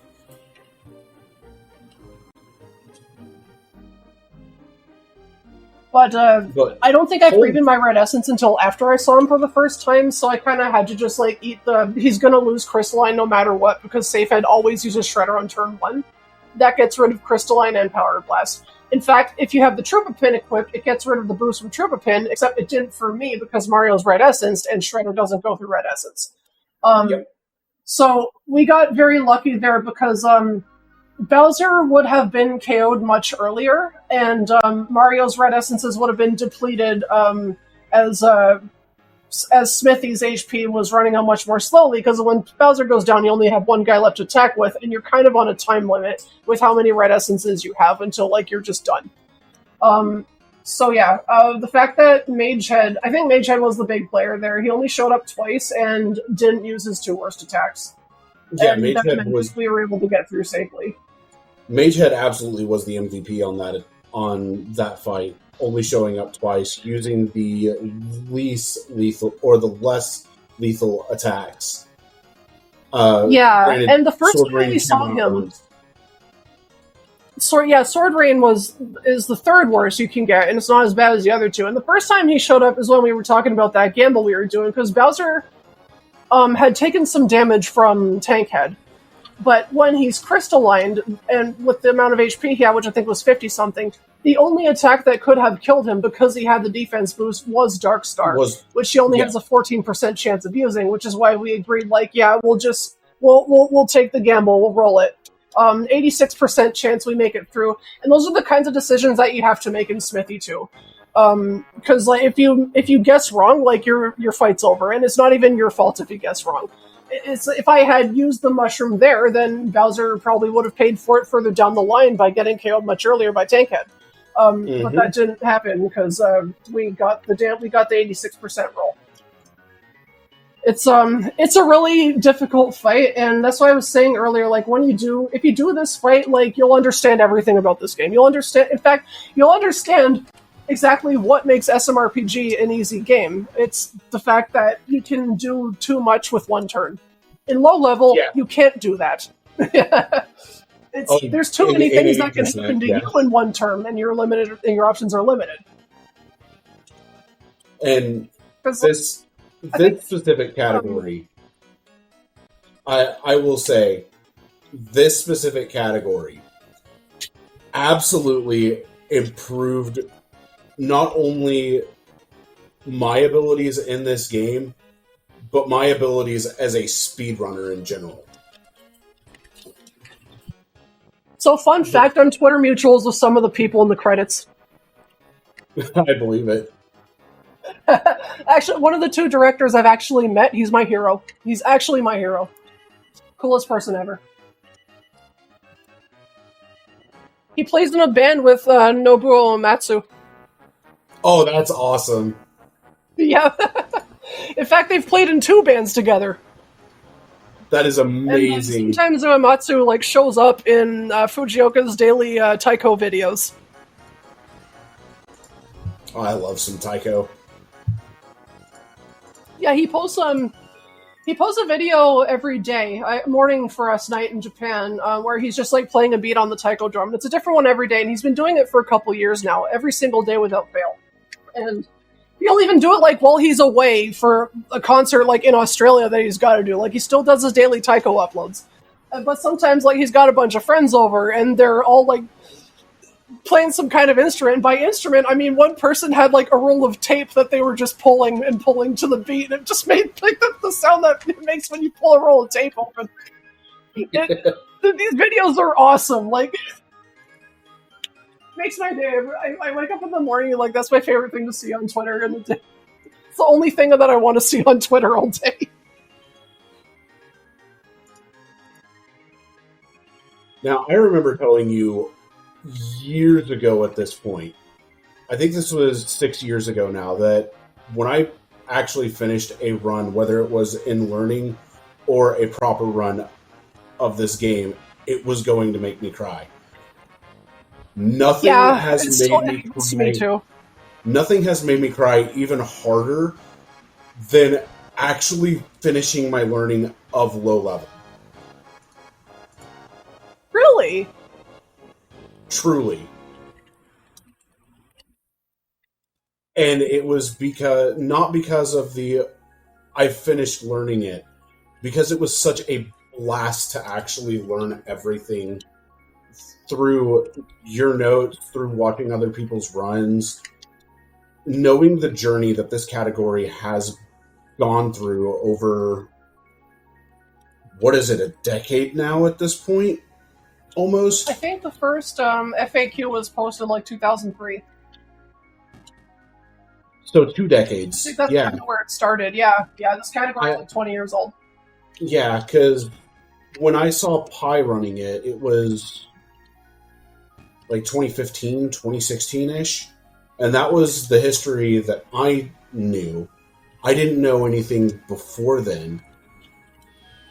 Actually knowing the history of the category as a whole now, and actually having learned it, it overwhelmed me with emotion. Yeah, and I feel like that when I finish runs that I'm doing in marathons, and when they let me do the credits. Like RPG Limit Break 2019, I don't think I will ever experience anything like that again in my life. Until you do it again.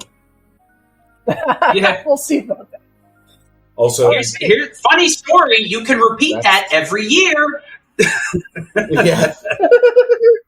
So technically, the main run is done, as the D has, in the end, has gone into place. 7 hours, 25 minutes between 2 different streams. Not bad. Not bad. Not bad at all. And a couple of attempts at Axem Rangers. Axem Rangers. I mean, you and I were also talking during the time where time would happen. Yeah. Okay, he's ready for some... oh, wow, I had Turbo on by accident. Okay. Whoops. Off to a great start, folks. We're all right. So I kind of had something similar. Like, I was watching Pi speedrun this game in, like, 2013 to 2015-ish. I didn't really know that much about speedrunning, but he was the only guy that was playing Super Mario RPG on Twitch. So I watched because I just liked the game a lot, and I wanted to, like, be around other people that liked the game. And then I got curious. I'm like, you know what? Mil keeps telling me I should speedrun the game. I think that's a silly idea because I'd be terrible at it, but I am going to try to learn max skip just because it looks cool. And I did that. I learned max skip for the first time, and I was in the speedrunning IRC. Hashtag SMRPG. I was in the speedrunning IRC just because, like, that's where the speedrunners were. And I posted in there, like, oh yeah, I just did max skip for the first time. And there was a guy who replied to me and said, nice, congrats on sip. How'd it taste, peachy? And I was like, sour. And those are balloon quotes. Anyway, that was Sean Cass. He lives with me now. That is something Sean would have said. Oh, yes. All right. I'm restarting the timer. I need to know what's our estimate for low-level QLEX. I don't know, about 5-10 minutes at that. Okay. I've been told it's easy, so why don't we go with an estimate easy? Yeah, estimate easy. Actually, wait, does that... now you have me and wondering we what I can put in my layouts. Let's see. Yes, I can! To pull back the curtain, this is what happens at the event, too. We're like, what's the estimate for this? And it's like, I don't know. I've been told it's easy. Easy it is. I mean, I'll give a quick story from the event real quick, from one of the runs that also happened in 2019. There was a Final Fantasy II run on the PSP that, because of the encounters going awry, the category got changed to Lamia Queen %. Oh, yeah. There's been a lot of incidents like that are just unintentional but happen anyway. I am matter. I am antimatter. I can see your past.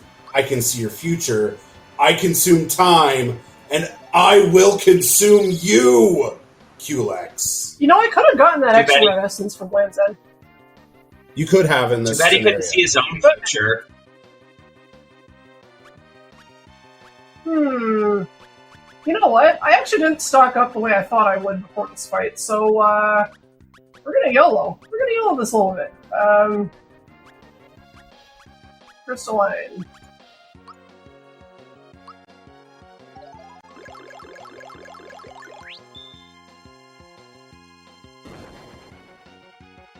All right, good start.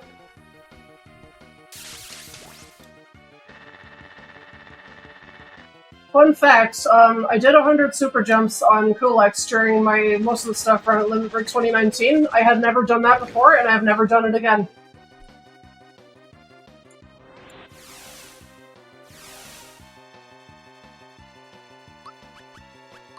Yeah, too bad. That's wild that you nailed 100 super jumps on QLEX. And actually, I remember watching that after the event had been done because I had to leave to go back to work.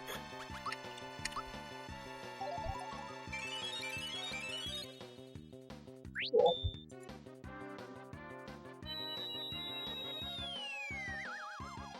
Oh Metal no! Blast. Oh no. It's funny that she's still alive after that. Like, there's a lot of stuff that can kill you, but apparently one of Kulex's henchmen is not one of them. Just chilling as a mushroom. Like, if you just like can do this with your inventory from Smithy, and it's very freeform. There's not really a whole lot of ways this fight can go south. In fact, he just shredded me, which is fine because I freebied the Power Blast. But I didn't freebie the Crystalline though, so that's kind of bad. Shredder, but no turtles? What is this nonsense?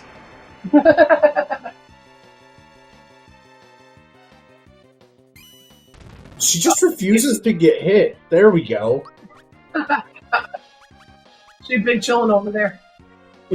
Yeah, I have 2 Power Blasts. This can't go wrong unless the character refuses.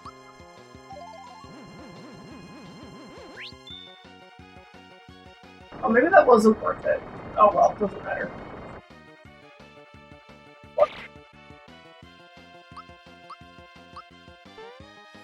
Also, the nice thing about QLEX This is is so much easier. Is that like it's basically an HP check. yeah, like he's got half as much HP as Smithy, and the Smithy fight. Yeah, it took a while. Yeah, there were a few extra gambles, but those gambles were necessary. This fight, you can set up your inventory to have it be absolutely safe.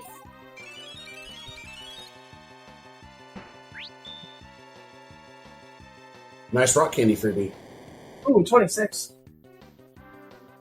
Oh, that really hurts. Oh, never mind. Just missed, forehead. I think I've only used like 1 red essence so far. Maybe 2. Pretty much. Just freebie yeah. everything if that's the strat. I think you've used 2. What percentage chance? It looks like it's 100% to me. Right?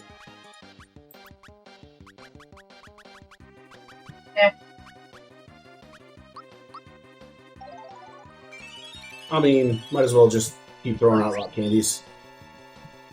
Yeah. So I Red Essence Bowser, it's like, it doesn't really matter. It'd be nice if I actually had my healing item, though. Oh well.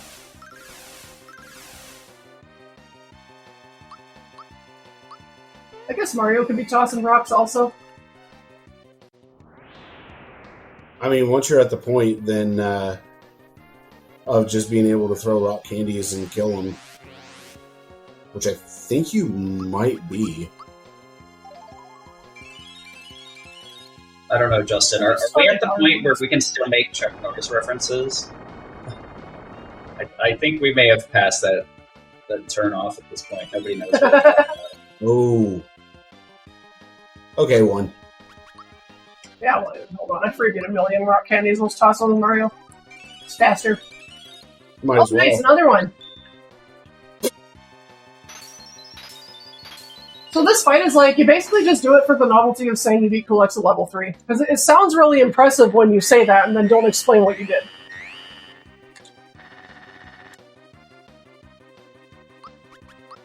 I decided not to use a Power Blast again because Kulex uses Shredder every couple of turns, so it's like, it's just going to go away anyway.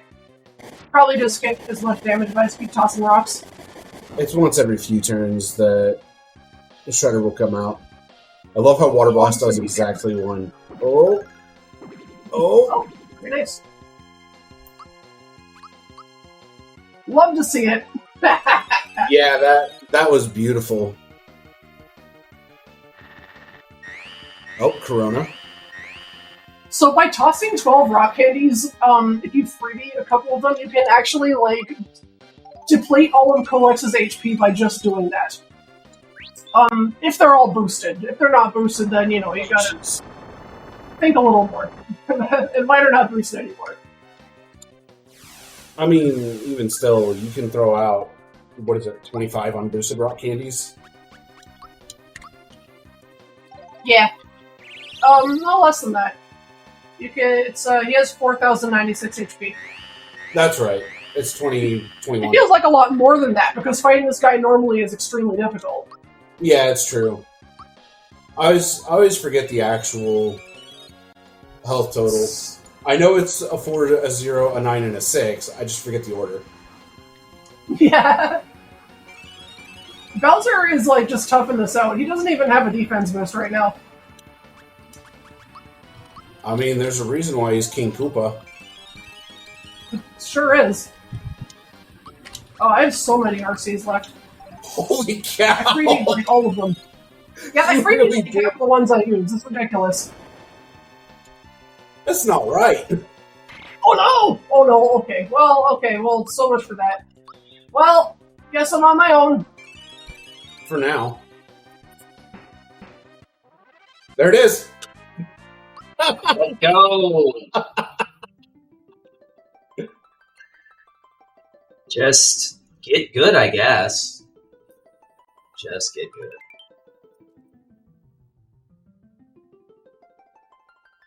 There we go. We can surely use that to help us beat Smith. Oh, wait. That is low-level QX down. That is the full low-level run done. Well, from top to bottom, back to front, there is nothing else we skipped or missed. Pidge, GG's. GG's. Ooh. I guess the fan is not happy, though, with this turn of events. It can't make its appearance anymore. One last attempt at being a pain in the butt. Yeah. One last attempt at being your biggest fan. Oh, for real. Boo. Oh my gosh. Boo. So yeah, that was low level without all the stuff that makes low level a meme. If you're interested in trying it out for yourself, like, I think if you like SMRPG, you should do low level at least once. Just like for the fun of it. it's fun to be able to say that, like, yeah, I did low level. Like, that is an endeavor, and I did it. I beat the game with Mario level 3, and oh my god, you know what has to go into that? The route, if you're, like, trying to grind for world record, the route is a bit different than the one that I posted 3 years ago, but the one that I posted will, like, even if you're not a speedrunner, you can probably get through it if you, like, practice your time hits enough, and it'll show you what all the proper time windows are and things like that. It'll teach you how to do manips, and if you don't want to use them, it'll tell you what to do instead. A couple of years ago, I think on my birthday, I just invited like 10 people to run low level with me, like just so that we could just. I take my birthday off of work every year, and I just like to spend it doing some kind of mutual suffering event. So that was it that year. Since then, it's been Ocarina of Time randomizer with like all sanity turned on. But yeah, low level is fun. If you want to learn more about it, then go to smrpgspeedruns.com. And in fact, go there if you want to learn about anything about speedrun this game. You want to run any percent, you want to run low level. I don't think most of the stuff's route is on there yet. I don't know if I posted it, but if you watch a VOD, you kind of get the idea of what you got to do. If you want to run Beat Coolx, which... That is a meme category. That is an actual meme category. It's also like the hardest category, I think. Yeah, it's all on there. Funnily enough, Wax Route is on the wiki for most of the stuff. Oh, okay, so maybe he did post it. Yeah, I think he made a route several years ago, and then ever since then, he and I and Oxwis have like workshopped another one that I don't know if we ever finished. Oh well, maybe that'll be something I do over the rest of the summer. There you go. And like, there are so many people that have helped contribute to low level as a whole that I wouldn't be able to list them off. I doubt you'd be able to list them off.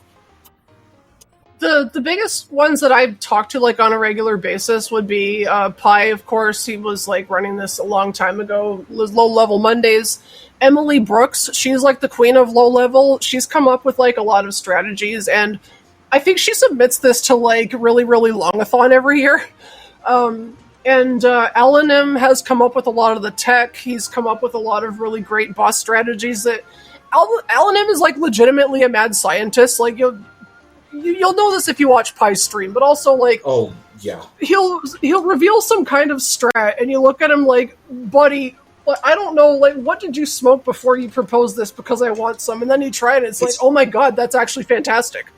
A lot of the boss fights that are in the route that I conglomerated are from him. A lot of the manips are things we found.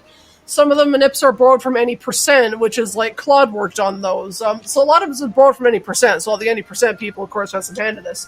We also had Frelius a couple years ago. He and Bep were working together on a route that's like kind of broken off from this one, but even more optimized. Like you can skip most of Pipe Vault, you can skip all the Jinx fights, things like that.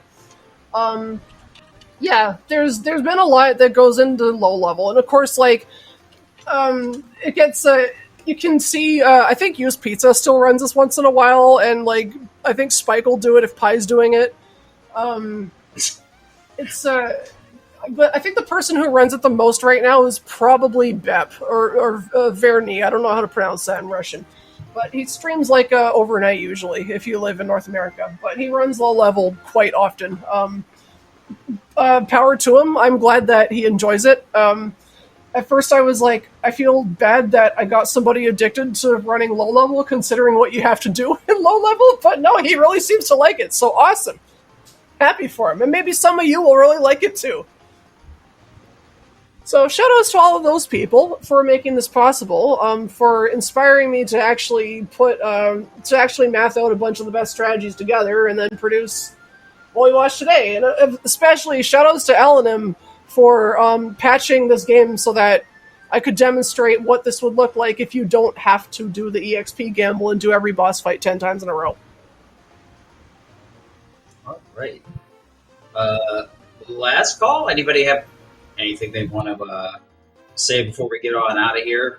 Move on with our day. Well, I want to say thank you to all three of you very much for doing this with me. You know, Sonny, you're my partner in crime, man. Like, we'll always be doing this stuff. Whatever kind of SMRPG, like, nonsense meme comes up, like, one of us is probably gonna do it. And thank you so much for spending all this time and, like, commentating this with me. And it's just like a joy doing this stuff with you. So thank you very much. Sid and Ashen, thank you so much for having me on the show. I love doing this, even if, like, I had to do Axem Rangers 3 times. Like, I just love this game, and it's just so much fun to just play it and talk about it. Yeah, I woke up before Smithy, which is good. That's when it really matters. Oh, yeah. And, Pidge, you know I got nothing but love for you, SMRPG as a whole, and the community that we've created throughout the years for not only this game, but just the overall speedrunning and RPG Limit Break community. It's always a blast to be able to do this stuff with you all multiple times throughout the year and be able to see most of you at the event. So, I love you guys. We had, to tip my hand a bit, we had discussed showcasing the SMRPG Rando when it gets the next update, so it shouldn't Working be on it. too... Yeah, no pressure, no pressure. Well, it shouldn't be too long. I'm not going to reveal the details yet, but next year is SMRPG's 30th anniversary, and I have some big plans for it. So stay tuned. Yeah, we would do it now. Has to do with Gotcha. yeah. And to go into our follow-up shows, next week's going to be a bit different. We're actually, on the 16th, we're going to have a little bit later than our normal starting time. On Saturday at 3 p.m. Eastern, we have the Fresh Files podcast hosted by Moonblaze Wolf and his cohort in crime, Kios Little Monster. I believe they have an additional guest as well. I think it's Egbert. Let me make sure I actually have that name right. I'm not making up. It is Etiquette. I am making up names. That'll focus on a couple of different things in Clair Obscura Expedition 33, but reminder, that's Saturday. And then Sunday we have Cell's Hidden Encounters Showcase, which I believe is Stardew Valley. I believe Cell has 3 different people for that, so that's going to be a full deck. And then the next time you'll see me, fortunately for all of you, will be on the 24th for a Soul Blazer Out of Bounds with Dented Razor and Illusion of Gaia at 8%. No wrong work with Mr. Freak. And then we also have Breath of Fire 2 the following weekend task, but we'll talk about that a little bit more once we get to that point. Thanks, everybody, for watching. Thanks, Pidge, for doing this run and setting aside 2 weekends to showcase everything. Thanks, Sonny, for hanging out and helping explain, because I exist. I like the game, but I don't know that much about it. And as always, Ashen, thank you for your help in making sure that these actually happen. Without you, it would not be an exaggeration to say that this wouldn't be happening. And with that, I will say thanks, everybody, for watching. And I'll see you next time. Peace.